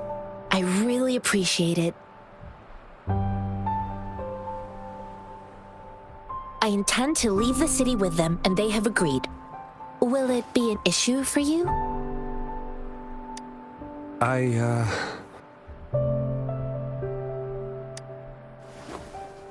Well, it says you have the highest level of access, so no procedural issues here. Honestly, she could lead an entire troop out of the city with that access pass, and no one would question it. Sure.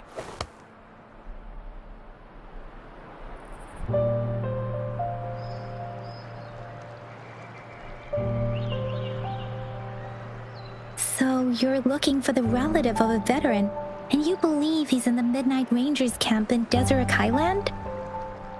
Exactly. His name is Jiyuan. I don't know him in person. On my way down the mountain, I ran into his grandfather who was looking for his grandson on his own but ended up lost. I couldn't just leave an elderly person like him out there, so I thought I'd escort him to the nearest city and make further plans once we're safe. You're willing to go to such lengths with someone you don't know. You have a kind soul, Master Jianxing. It's all thanks to many kind-hearted people. Without them, Mr. Zhongye and I wouldn't have made it to Jinzhou. Mr. Zhongye seemed confused. He's gone through a lot searching for his enlisted grandson.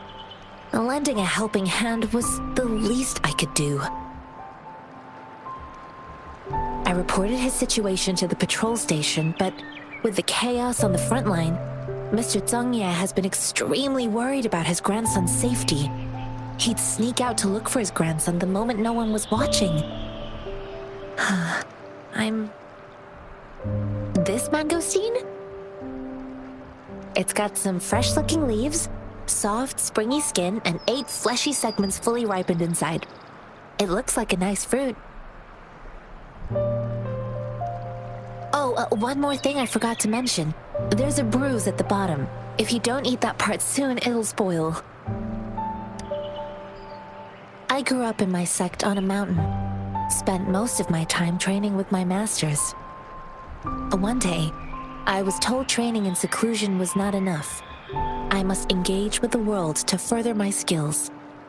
So I started my self-cultivating journey. I've been to various cities and gained valuable lessons, but there is still so much more to learn. According to what I've gathered, Mr. Zhengye's grandson is very likely in the Desert Highland. Thanks to your help, I can finally leave the city to find him. Of course. You don't look like soldiers. Why are you here? The frontliners are right up ahead. I am Yang Yang, an outrider of the Midnight Rangers.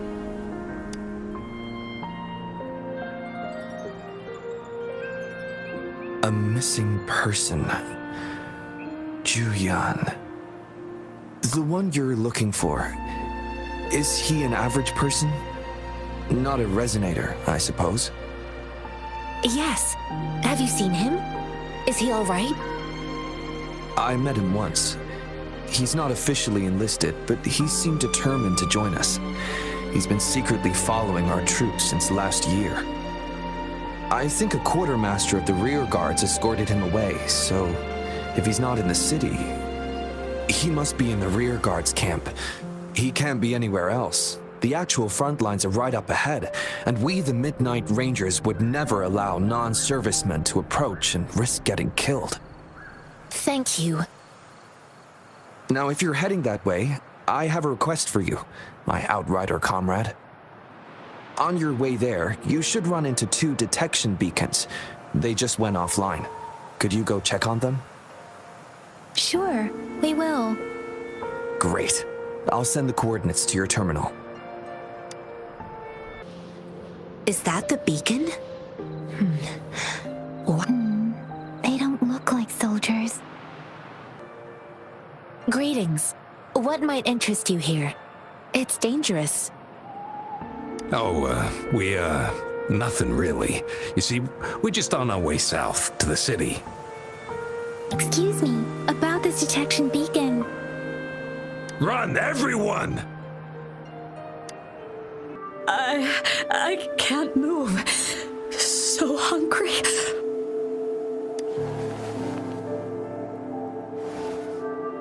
Oh, please don't arrest us! We really had no choice!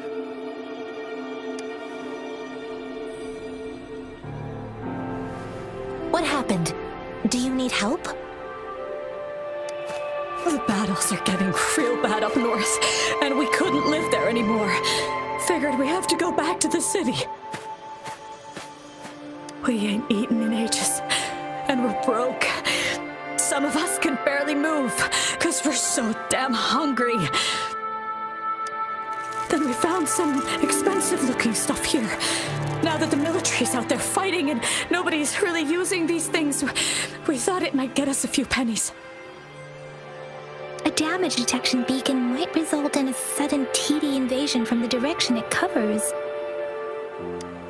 Our frontline troops would face attacks from both sides. Have you thought about the consequences? We ain't got the time for that.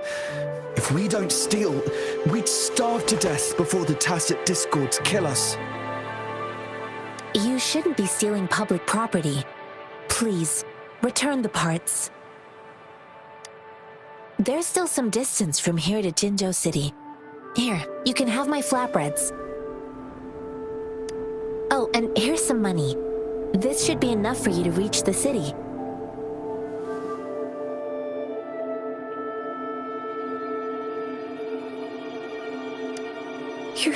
us all of these? Thank you. Thank you. Hey, you! Come over and say thank you before you eat. It was nothing. Master once told me, the sage takes care of all men and abandons none.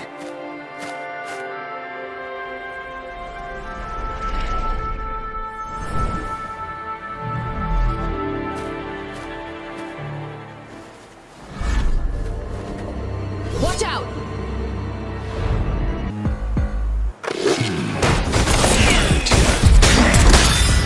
I just helped. Why did you attack us?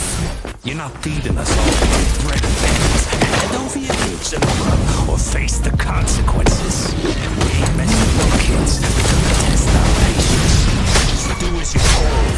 Don't make fun of yourselves, or you'll be lucky to leave in one piece. I will not bend to injustice. We're begging you, stop! We surrender! Take us in! Why did you attack us when I already gave you food and funds? Do you have other mouths to feed, aside from what we see here? They seem trained. These are not ordinary people. Of course we're ordinary people. We just joined the exiles recently. We done some wrongs. Tried to run from the patrollers and left the city, but dang, didn't know the battles up north were so crazy. Our new boss ran out of food before we could even figure out the camp. Figured we'd be better off just to go back to the city and get locked up.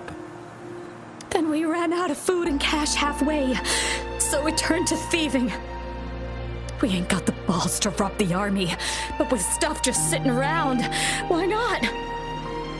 Hey, since you're being so generous, how about you throw a little extra cash our way? There's a bunch of us, some injured too. Your first amount ain't gonna cut it for us to survive. Wait, what I gave them was enough for them to make it to Jinzhou even when they are so many. I used to travel alone when I left my master. I know how much it takes for someone to survive. Hey, what's wrong with you, girlie? It won't hurt to give us more. Pain comes with coveting. He who knows he has enough is rich. It was only meant to sustain you long enough for you to reach the city. You don't understand, girl. You don't make money very easily at a time like this. If we can't find jobs in the city, we're gonna starve again. I came from a seclusive place, learning the ways of the world from scratch. It's been a hard time, but even I have managed to make a living with my own hands. If you really can't find any job in the city, come to Liu Xian Tea House and ask for Jian Xin. I will gladly help you search for jobs and work alongside you. Fine. We'll go. Hurry, move, let's get out of here. I'm not listening to this lecture anymore. No, I wasn't trying to... Wait. Please put that down. Quite the sharp eye you got. Fine, here you go. Is this the only detection beacon you messed with? Heck yeah. The first one we were trying to steal and you bumped right into it. Really? Then why does that one over there seem broken too? That ain't got nothing to do with us. It's been that way for ages. Plus, we ain't ever reaching it with all those thorns. I see. You may leave now. The military's base is not far from here. Shall we fix the beacons before going?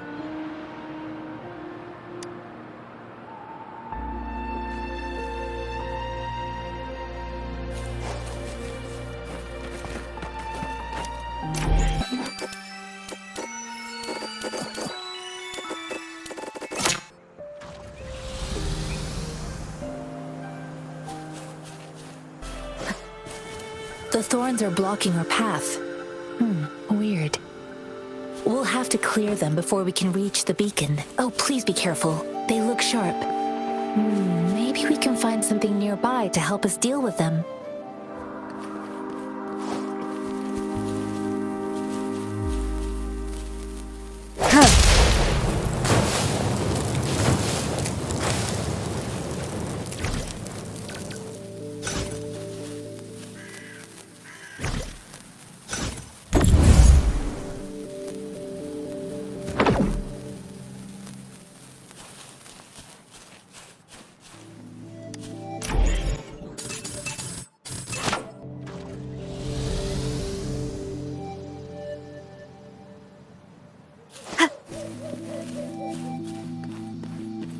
Master Tianxing, are you alright? This is my first time on a battlefield. It feels so different here. I know another shipment of supplies has just arrived. I've confirmed it, but it's not nearly enough. We must reach out to the city again and demand more supplies immediately. But the approval process is going to... Tell them it's an emergency. We are working around the clock here. Any delay could mean the end of our defense. Do they not comprehend? Here's a list of what we need. I'll talk to them if you can't make them listen. Now go, go, go! Move, move! What is it? Why are we still not done distributing these? You new here? Are you backups too? Wait, you don't look like one of us. I am Yang Yang, an outrider of the Midnight Rangers, and they are... Excuse me, one moment please. Careful! This chest holds vital medical supplies. If the wounded return and find no medicine, it's on you. Handle with care and precision. An outrider. So, you were part of the backup force, right? Now, I've got wounded soldiers coming soon, and you're just in time to help. Oh, sorry, have to answer this. Yes, what is it? An overclocked resonator. Understood. I'll be there immediately. I'm sorry, could you do me a favor? The wounded soldiers are being sent back from the front lines. We need someone to escort them to the medics, but I've got to deal with the overclocked resonator now. Could you please take care of them? What exactly do you need us to do? Just make sure they are safe. The medics will take care of their wounds. Thank you. It's so busy here. It looks like they don't even have the time to catch their breath. Things are always like this in the rear. The frontline soldiers focus solely on battle, following orders and striking enemies. But in the rear, personnel must juggle numerous tasks. Supplies, medical care, equipment maintenance, personnel management, and logistics. They must carefully manage these matters to provide vital support for our fighters. So this is what a real war looks like. I had no idea it could get this bad. Most people would never have the chance to witness any of this. It's natural for you not to know. I think this is exactly what our military strives for, to ensure peace and safety for our citizens. It's a sacrifice made so others don't have to live in fear.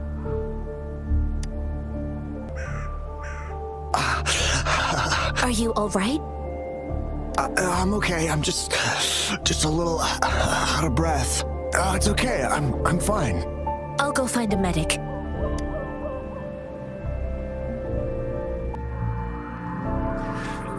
Like I said, it's not a big deal.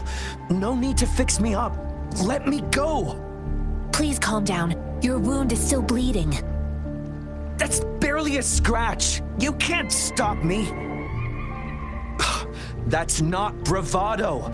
My wounds can close on their own. It's my resonance ability. The medics should go take care of other people in need. Stop squirming, will you? We're here because you need our help. Calm down and stay where you are. Please hold him still for me. Sure.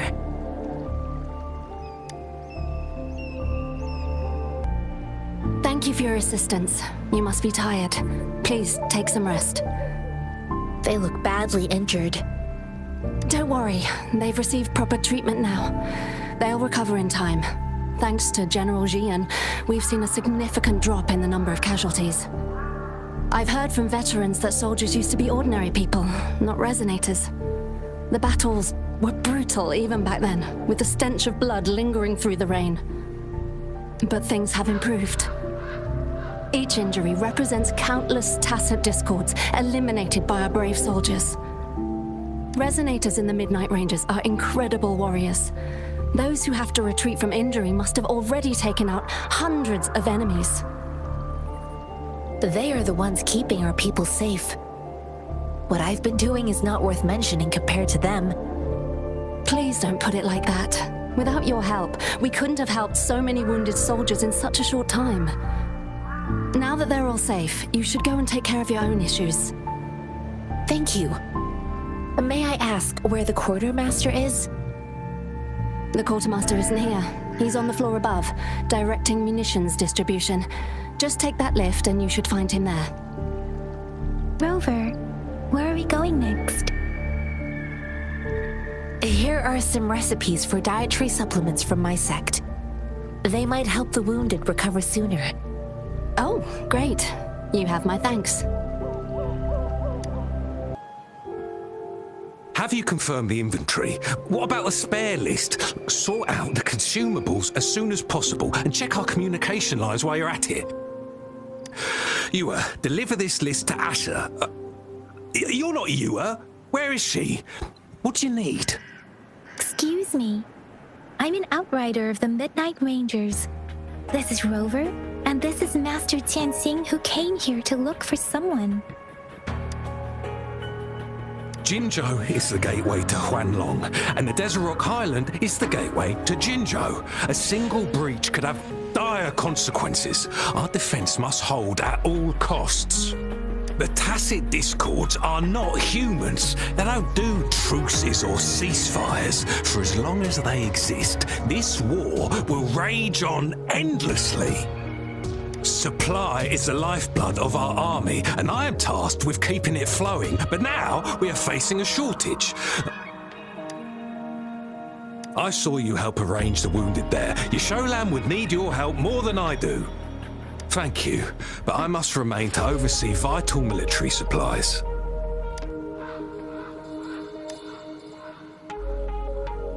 Juyen. So, he never sent a letter home? Not even once? The Midnight Rangers are no longer recruiting non-resonators lately. But Juyen was a stubborn boy. Last year, when the battles hadn't gotten so intense, he would trail us rearguards, eager to join the front line. Now, we sent him back to the city time and time again, and he just kept finding ways to come back. Eventually, I caved and took him in to help us here in the base. With the battle escalating, it's getting increasingly dangerous out here. I shouldn't keep him here any longer. I was just thinking about having the logistics team bring him back to the city when you guys showed up. Oh, now I remember. He should be currently on the floor above. Sure. Please excuse me. I'll join you later.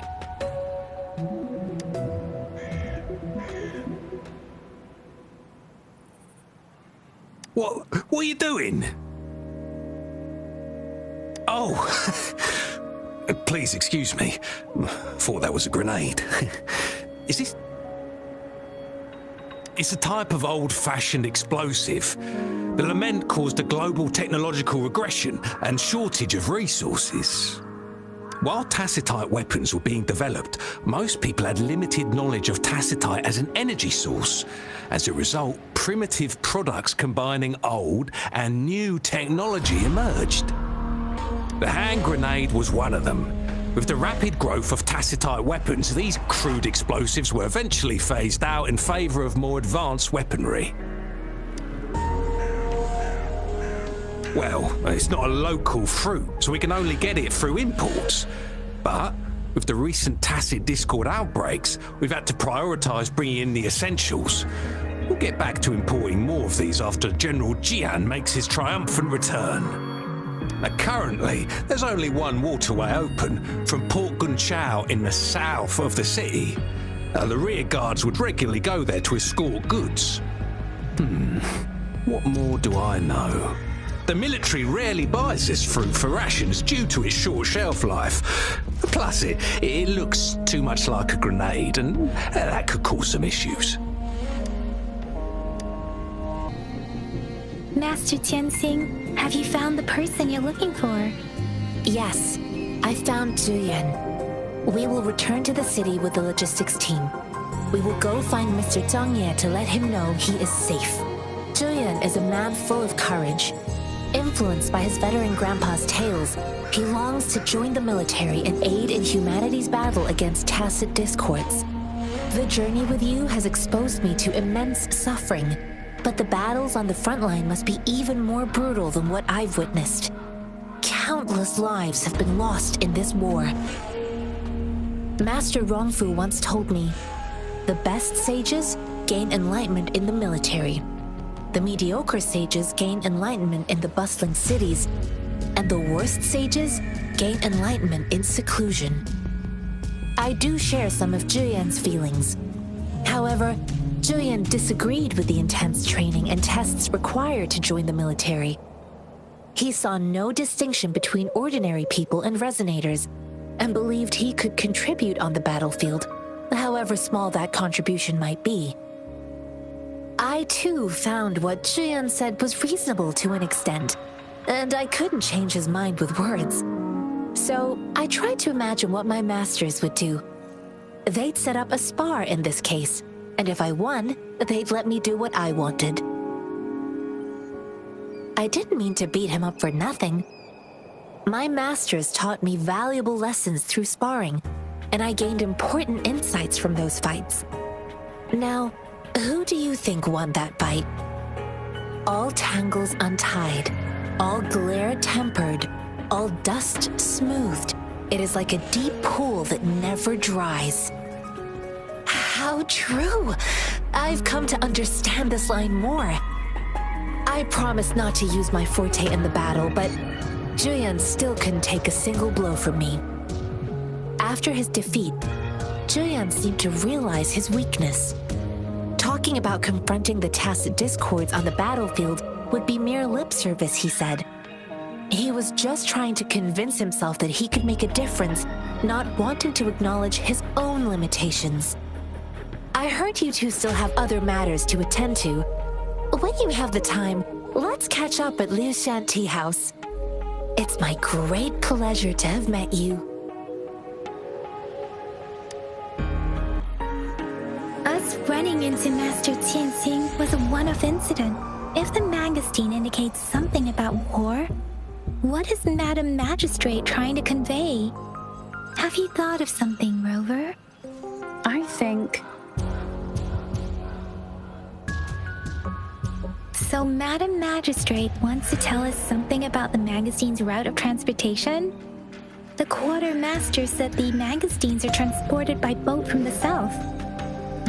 We haven't reached the front lines yet, but I can already smell the iron in the air. I sense tension and unease. Our soldiers stationed at the borders.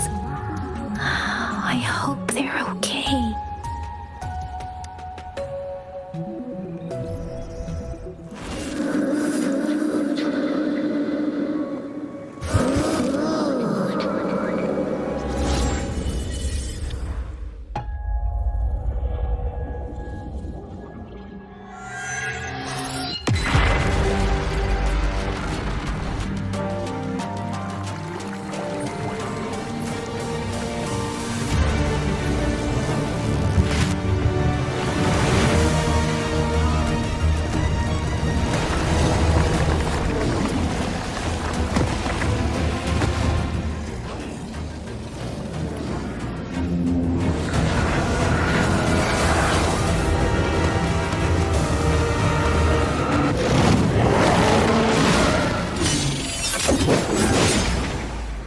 General!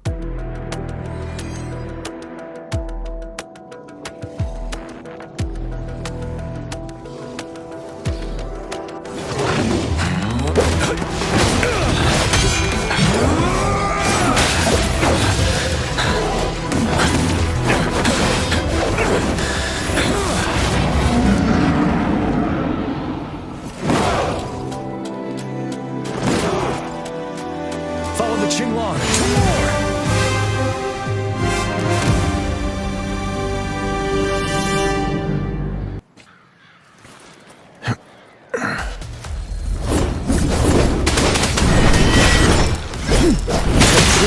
Side.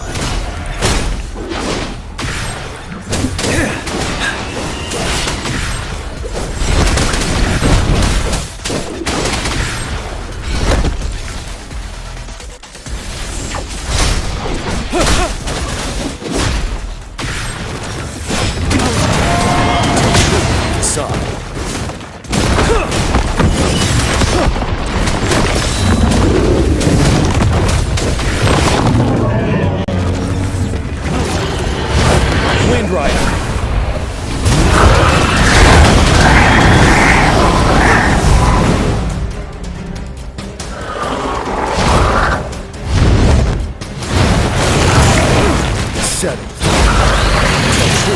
facade.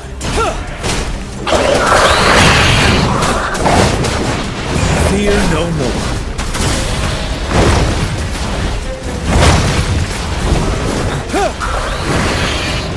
Fight back.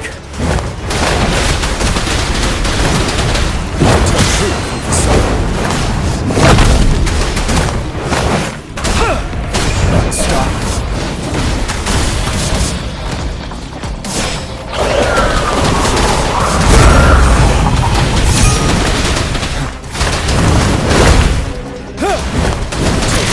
Facade. Finale!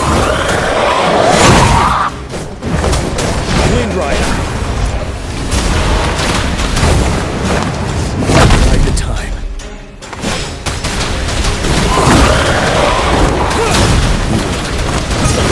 Facade. Break! Fear no more.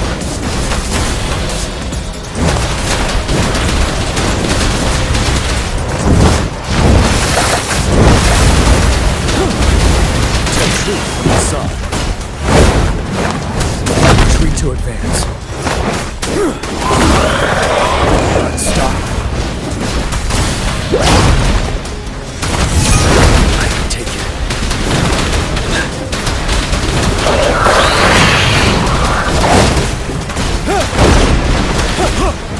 Take truth from the sun. Finale.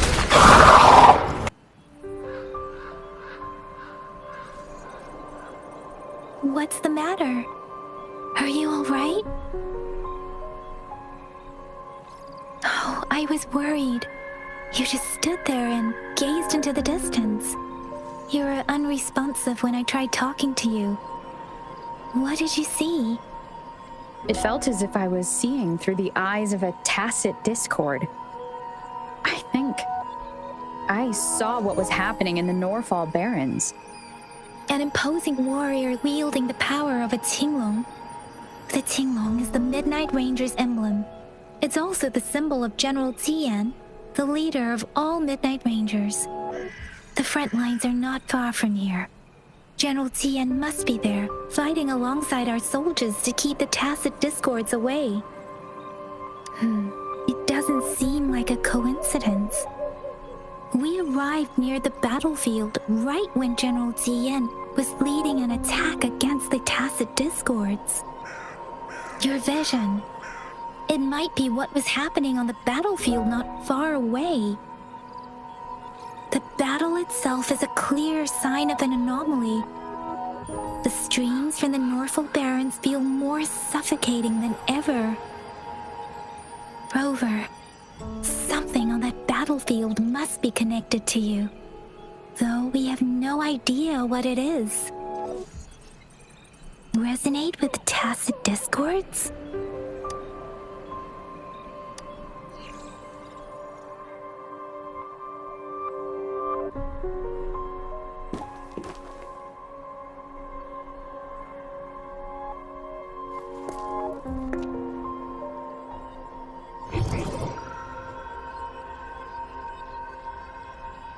Rover?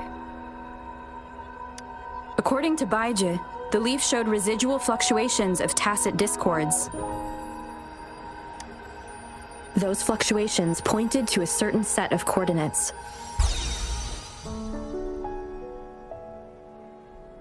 And that is Siege Village in the Central Plains.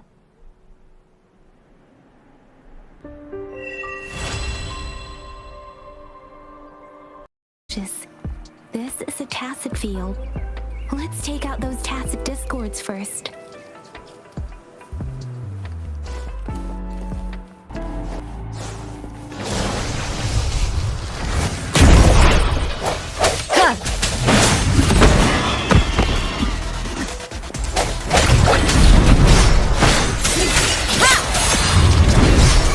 Let me be your blade. Shape the shapeless!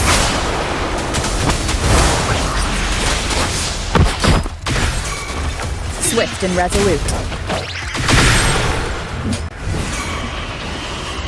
Moment of resonance.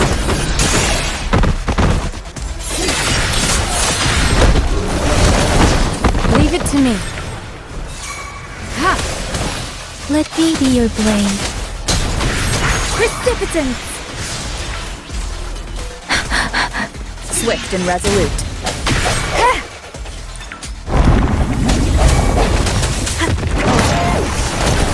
Leave it rejuvenating snow.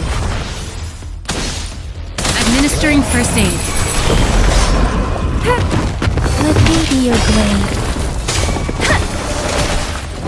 Embracing change.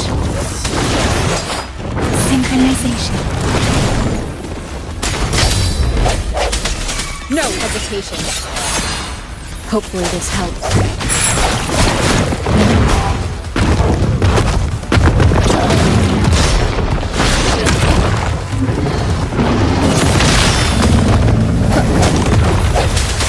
Let me be your blade. Let the winds roar. Leave it to me.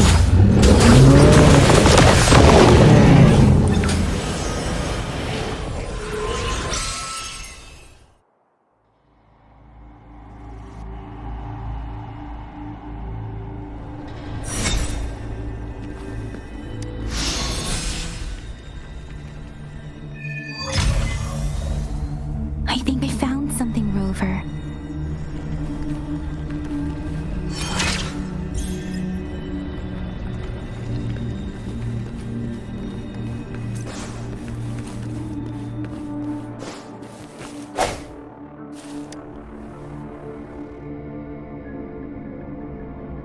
Watch out! Something's not right. Why wouldn't it attack us? Brother. Help, brother. Brother. Help. Help. Help. Help. It seems to only repeat these lines. This is not a common tacit discord. Tacit discords attack other living beings because they need to feed on those frequencies to make themselves whole again. When frequencies are scattered and recombined, a new tacit discord is born.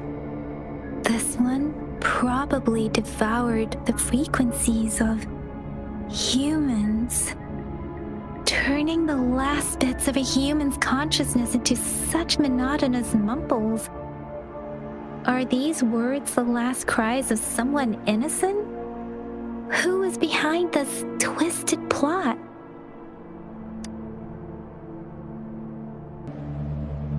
I'm sorry. No, that's beyond my ability. I just sensed some complex feelings from it. A mixture of deep sadness and eager anticipation. Rover, I think I know what's going on here. It seems to be begging for help, but it's not asking us to help it. I can sense the pained cries of this tacit discord. No, the cries of this whole village. The village is crying, waiting for rescue. Something truly awful must have happened here, and the victims' reverberations still linger. Based on the evidence we've found and the condition of these ruins, that didn't happen all too long ago. I can still feel it in the streams. Perhaps the tacit field has kept this village from being discovered, or maybe someone has been intentionally concealing it. Anyway, there must be something we can do. We may find the victims nearby. I can feel someone connected to what happened here is still close. This place is dangerous. I'll inform Chuzia about what happened here. Can we continue our search before the official investigators arrive? Sorry, I know it doesn't sound very convincing. It's just a hunch of mine, and I don't have any evidence to back it up. Thank you, Rover. Please stay vigilant. As for the little one here, let's leave it be.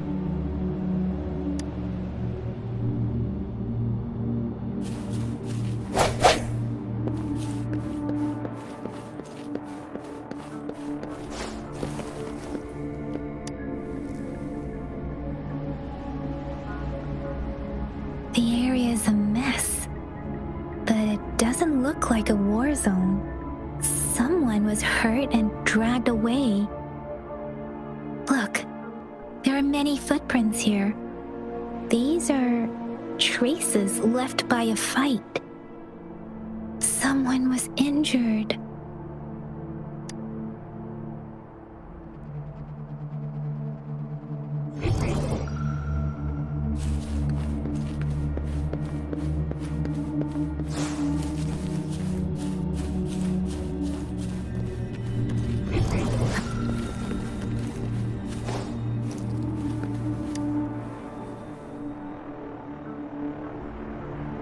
Ritualistic wooden plaques. But why are they here? These plaques are usually placed in ancestral shrines, and they seem to belong to a different time.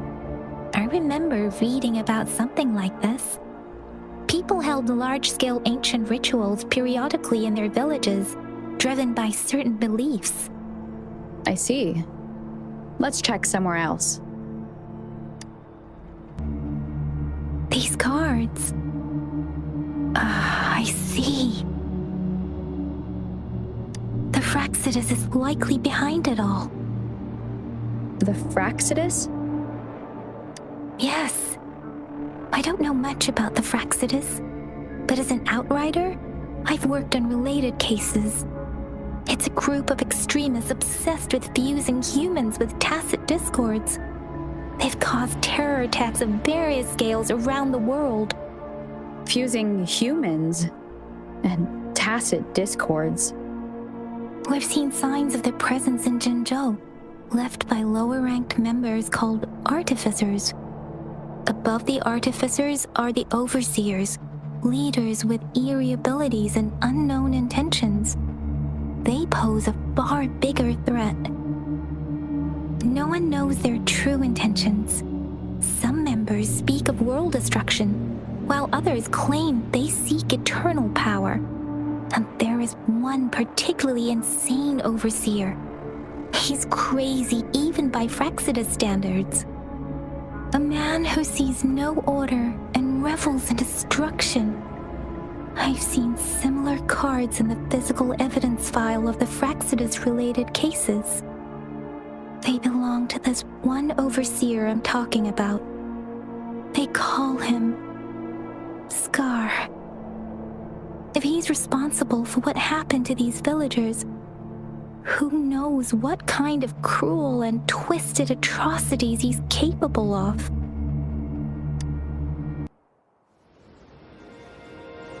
Huh?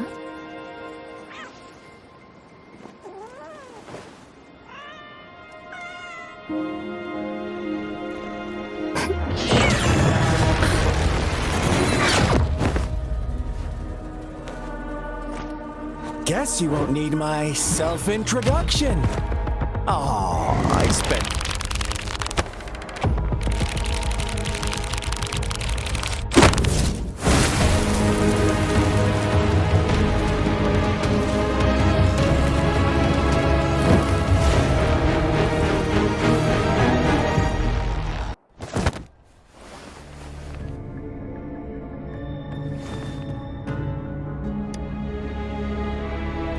If you need to hear it from me, then yes, I am Scar. Cruel and twisted maniac.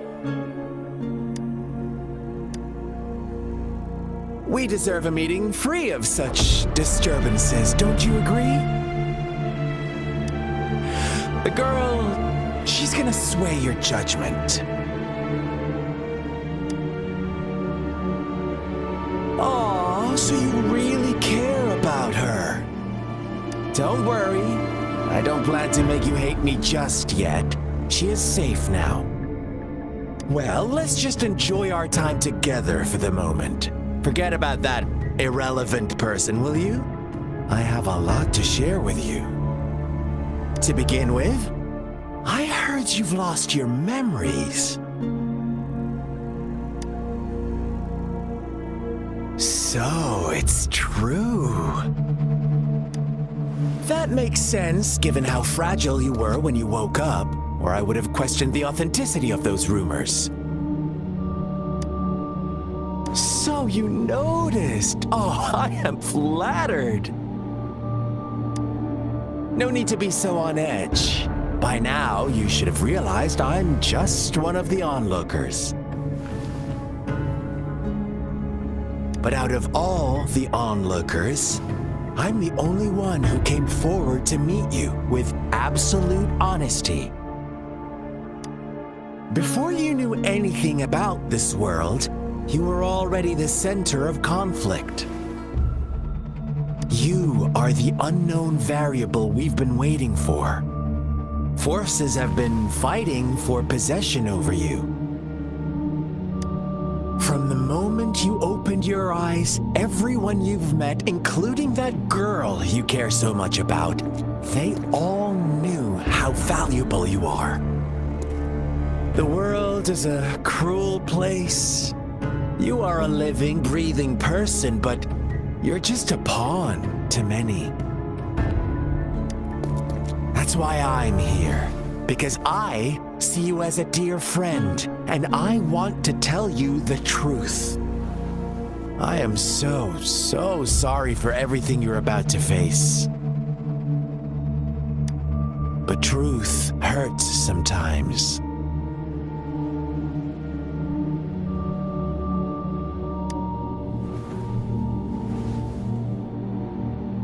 You could say I'm looking forward to your choice. My goal is simple. I just want to deepen our mutual understanding, nothing more. Come on. Observe the surroundings a little more and tell me what you see. As you learn more about this world, your true desires will surface, and our little game will become even more entertaining. And before that, I don't want anyone to disturb my precious alone time with you. That's all. Why do you have to assume we are the culprits? Maybe you should be asking me what actually happened here. I won't tell you everything just yet. That's too boring. As I said, why don't you take a look around and see for yourself? So go ahead. What do you see?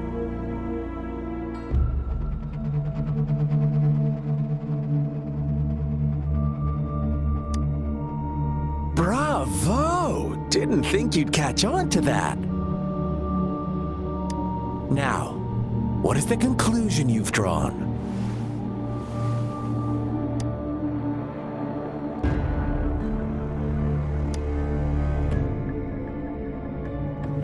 I see you don't really trust those villagers. So they were right about you. You are indeed quite exceptional. I like it. Your keen observation, precise judgment, and accurate understanding of human nature. Let me give you a couple more tips. The truth is far more complicated than you think. First, who are the players in our tale?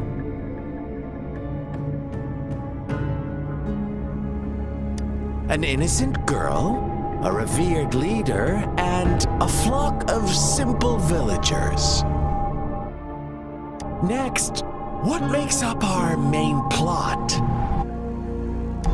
False devotion, fleeting kindness, collective deceit, senseless killings, and the one vulnerable soul pushed onto a path of destruction by the masses. Now, Rover, the story is yours to spin. I'm eager to hear your version after you've learned more.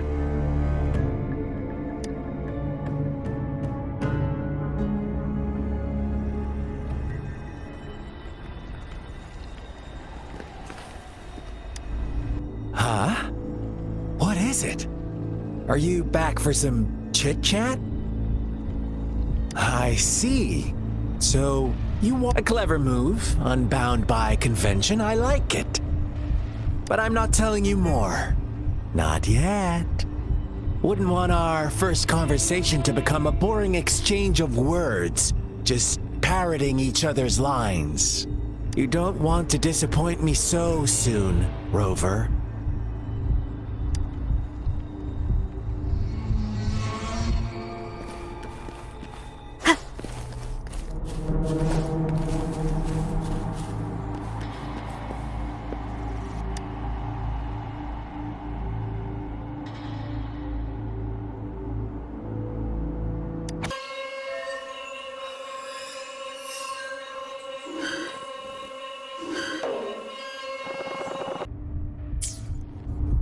Our story begins here.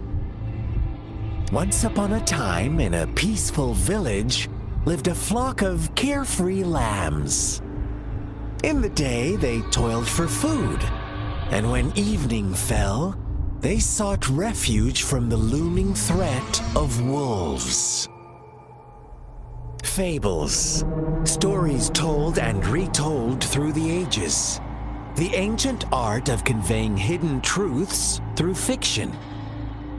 But they always draw from real life, don't they? The same story gets told by many, and each person brings their own spin, their own focus.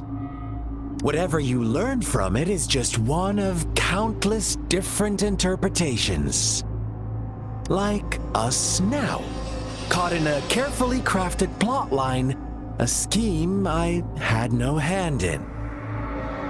This village marks the beginning of my story with Jinzhou. So that magistrate led you here to meet me.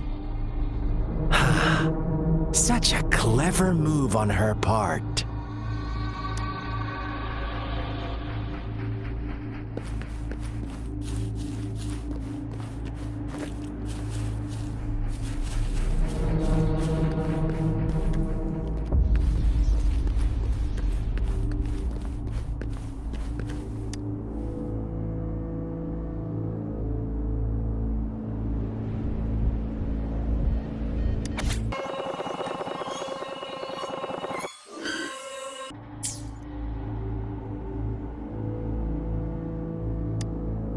One day, a shepherd visited the village. The shepherd brought them promises of abundance and protection. The lambs, drawn in by his words, soon lived in comfort and security. No, quite the opposite. The shepherd's arrival is only the beginning. With a wave of his hand, the shepherd could grant their every wish. His flock obeyed, bowing their heads, pleading for better food and shelter. They no longer had to struggle for survival, as their once meager lives were replaced with endless luxury. The flock worshipped their shepherd-turned-god, praising him and holding him in the highest regard. What's wrong? Does my story make you uncomfortable? Imagine you were one of those lambs, facing irresistible temptation and pressure from your peers. Wouldn't you bow down and beg for food from your master? Oh, so we agree already. You are right, but the world we live in falls short of our ideals. The shepherd still reigns, and the lambs have grown complacent. It's up to the two of us to make that ideal world a reality.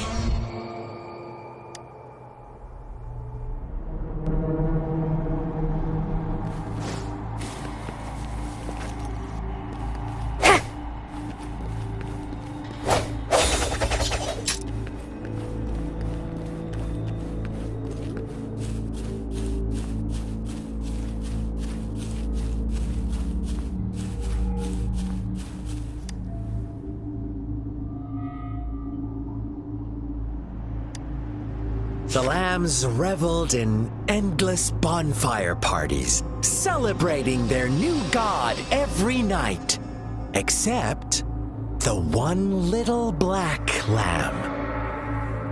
As each night passed, it was the only one to notice how its flock was dwindling away. Rover, do you think someone would give you what you want without taking anything from you?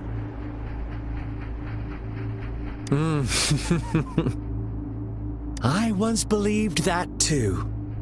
Thought as long as I paid a high enough price, I could get my desired outcome.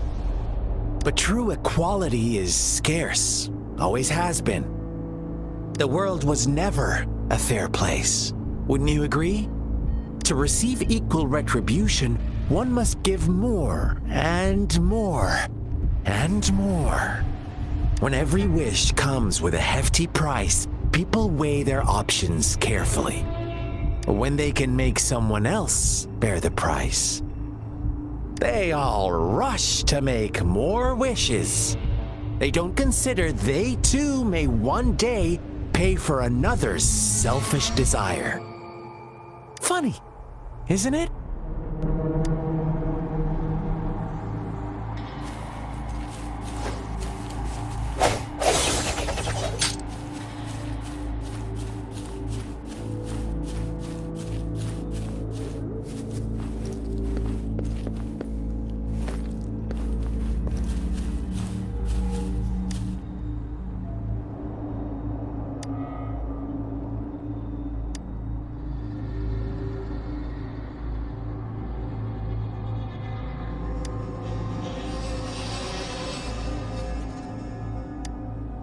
Later, the shepherd openly blamed the black lamb for the flock's decline.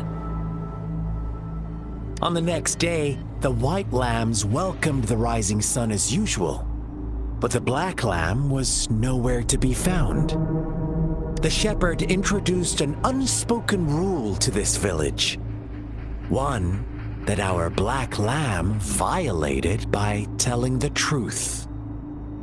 Suddenly, the once doting god stopped fulfilling wishes because no more sacrifices were being made. After witnessing the black lamb's actions and hearing from their almighty shepherd, what do you suppose the white lambs did? Ah, those oblivious lambs. Little did they know the most fearsome demon was right under their noses.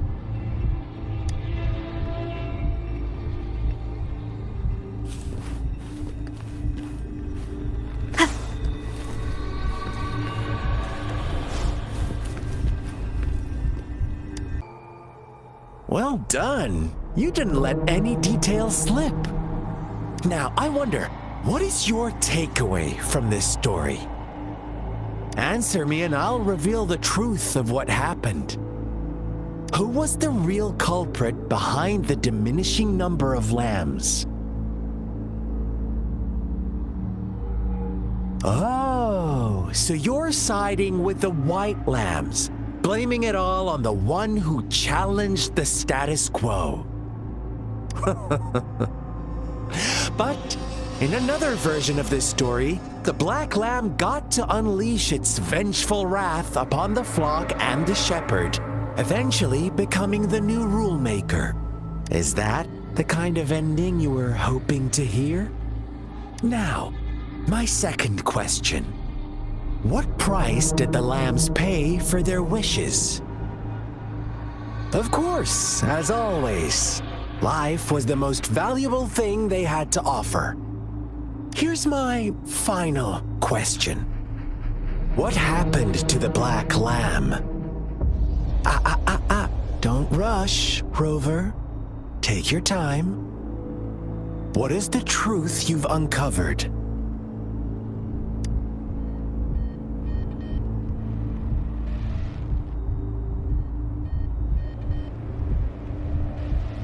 The shepherd was granting wishes by sacrificing the lives of lambs. The flock found out the truth, but chose to be his accomplices, and they willingly offered the black lamb as another sacrifice. That's right!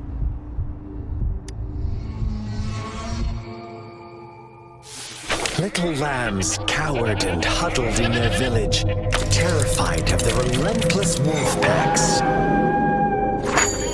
Until a shepherd arrived, bearing the gift of wishes and providing shelter and sustenance.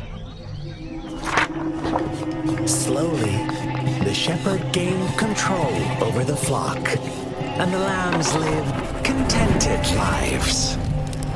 But this is not the end of our story. The shepherd found the solitary black lamb in his flock and offered to grant any wish it desired. In exchange, he wanted one of its companions as a sacrifice. The black lamb refused, and it was shunned by its flock, left without shelter or sustenance. After the black lamb's exile, more lambs continued to vanish. The shepherd then blamed the black lamb for breaking the rules and withheld his wish-granting power as punishment.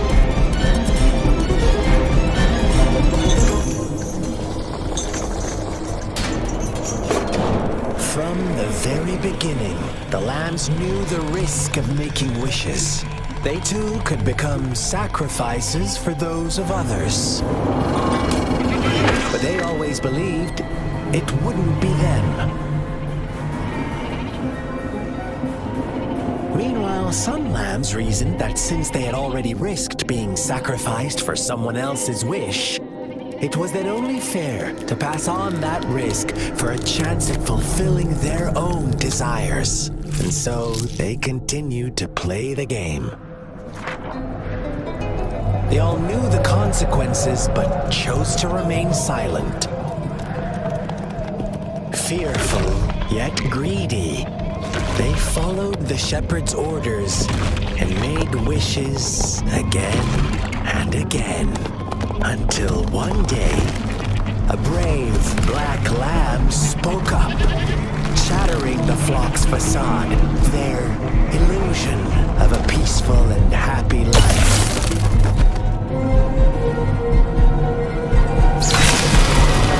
Black lamb got in their way, and that of the shepherd's cruel pursuit, sparking hatred in their hearts. Suddenly, they could no longer ignore the blood and ashes of past sacrifices littering the ground. How do you like my story, Rover? What really happened here? I suppose you already have it figured out? The black lamb who rebelled against the rules, and the white lambs who succumbed to their greed. The innocent maiden sacrificed, and the villagers who turned on each other in a ruthless frenzy. They had it coming. All the shepherd had to do was execute the rebel. That's how he kept the flock in check and maintained the status quo. Fun answer, but no, not even close. I was never the shepherd, never will be.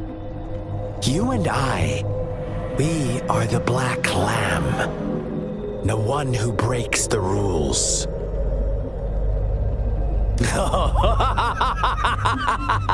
Interesting, Rover. I'm liking you more and more. Well then, let's see if this black lamb is going to end up like you say.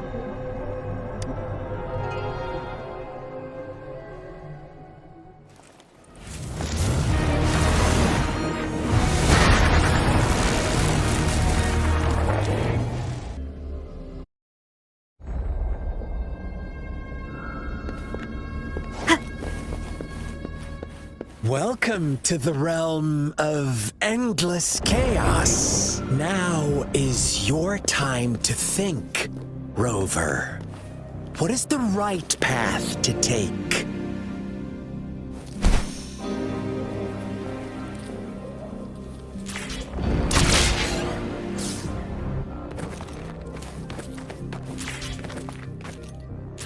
Oh, you found us already.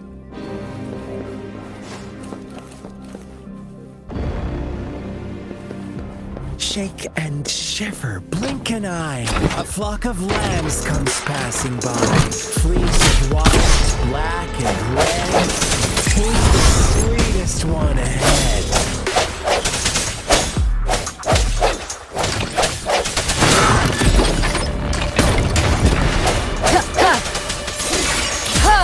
Watch out, my dear. Your pioneers are lying at your feet. Don't look back. Join them on this right path, and I've got a scorchingly delightful welcome for you up ahead.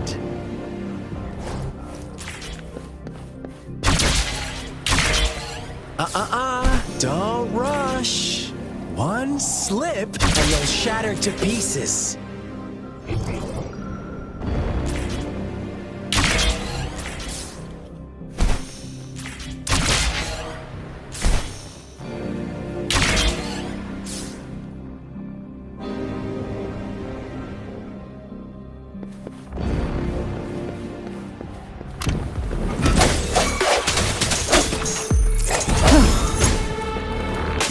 Hopefully this helps.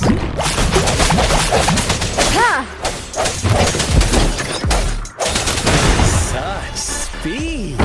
Such brutality! Can't you see?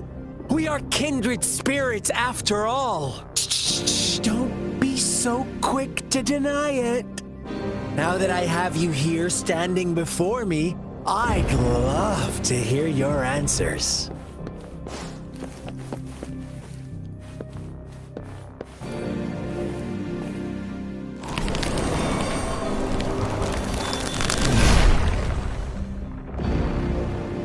Tell me, do you want to be the rule-setting shepherd or the rule-breaking black lamb? If a sane person manages to survive the realm of politics, call them the last one of reason or the sole apostle?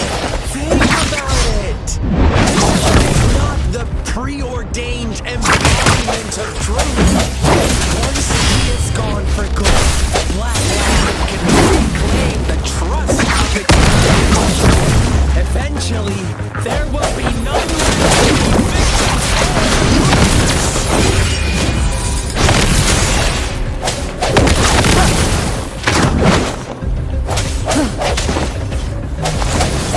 Strike from the shadows!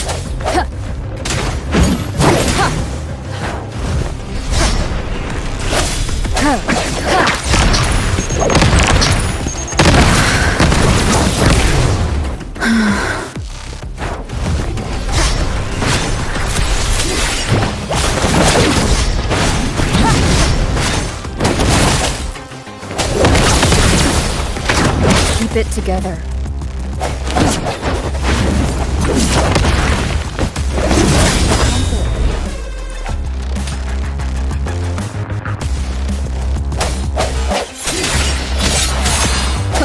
Hopefully this helps.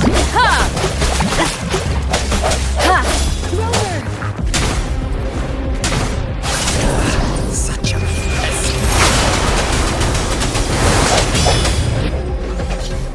Rover? Rover!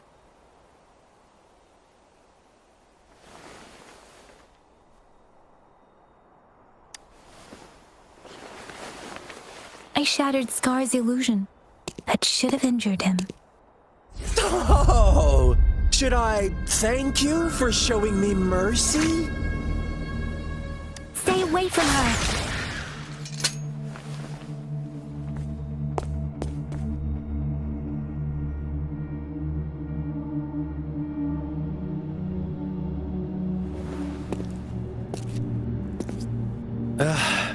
Didn't you promise to leave me some alone time with Rover?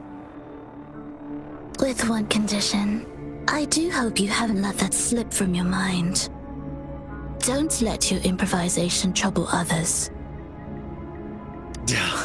Look at you, rushing in to protect your precious, perfect movement. No worries. I know all the do's and don'ts. I don't need you to tell me what to do. Rover, it seems our happy little date must come to an end. But don't forget my sincere reminders.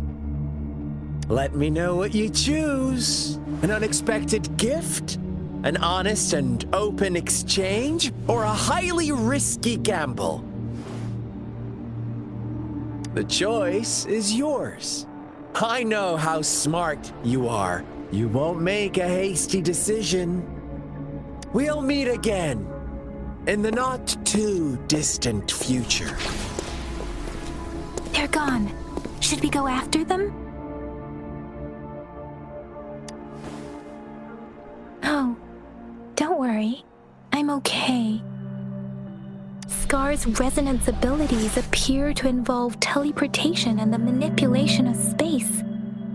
He trapped me in confinement, and I could only sense that it wasn't far from here.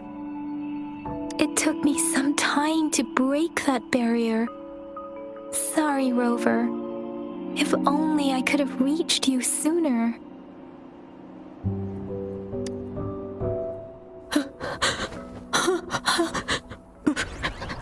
Brother. Huh? Why are you here, little one? I've never seen any tacit discord display such vivid emotions. The brother had mentioned. Could it be? Yes, that is a possibility, since Scar had been here before. Let's talk about it later. Rover, can you fill me in on what happened?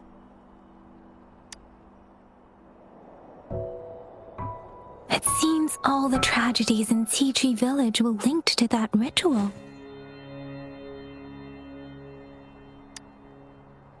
Making up stories based on real life to support his twisted beliefs? That does sound like something he might do. We cannot take his words for granted. Now, we must locate where the ritual took place and see for ourselves.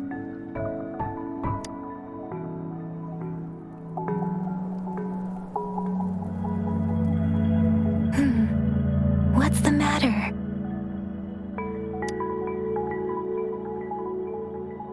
Two distinct frequencies of tacit discords. I see. I can feel it in the streams. Over there. Follow me. In the south.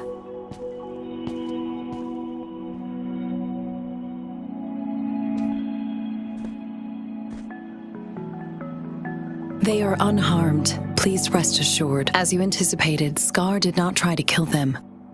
Yes, I stayed out of it like you asked. Is everything all right on your end? Please be sure to stay safe, my lady. Rover, do you still have the plaque we found earlier? The one broken in half? Yes, as I thought. I just felt a similar vibration from that direction. Please follow me. Look! The water is going down. I can't believe it. There is such a big opening down here. How odd. This place should have been soaked in water, but everything is dry here. Even the vegetation is thriving. Did Scar do this? Given his powers, it doesn't seem too hard for him.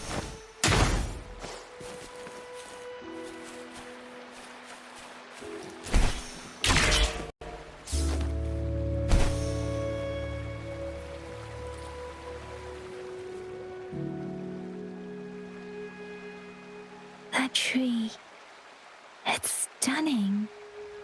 It's almost eerily enchanting. Please, save us. Are you trying to tell us about something hidden here?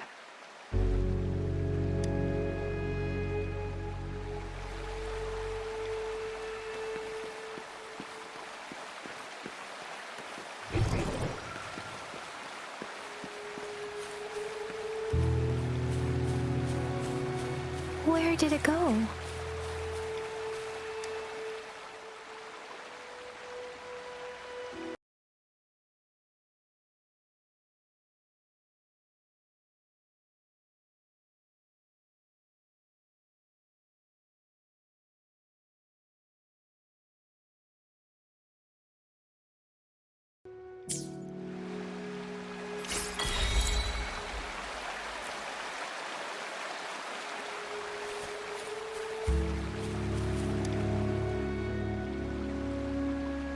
That girl just wanted to save her village, but those sacrifices didn't lead to redemption.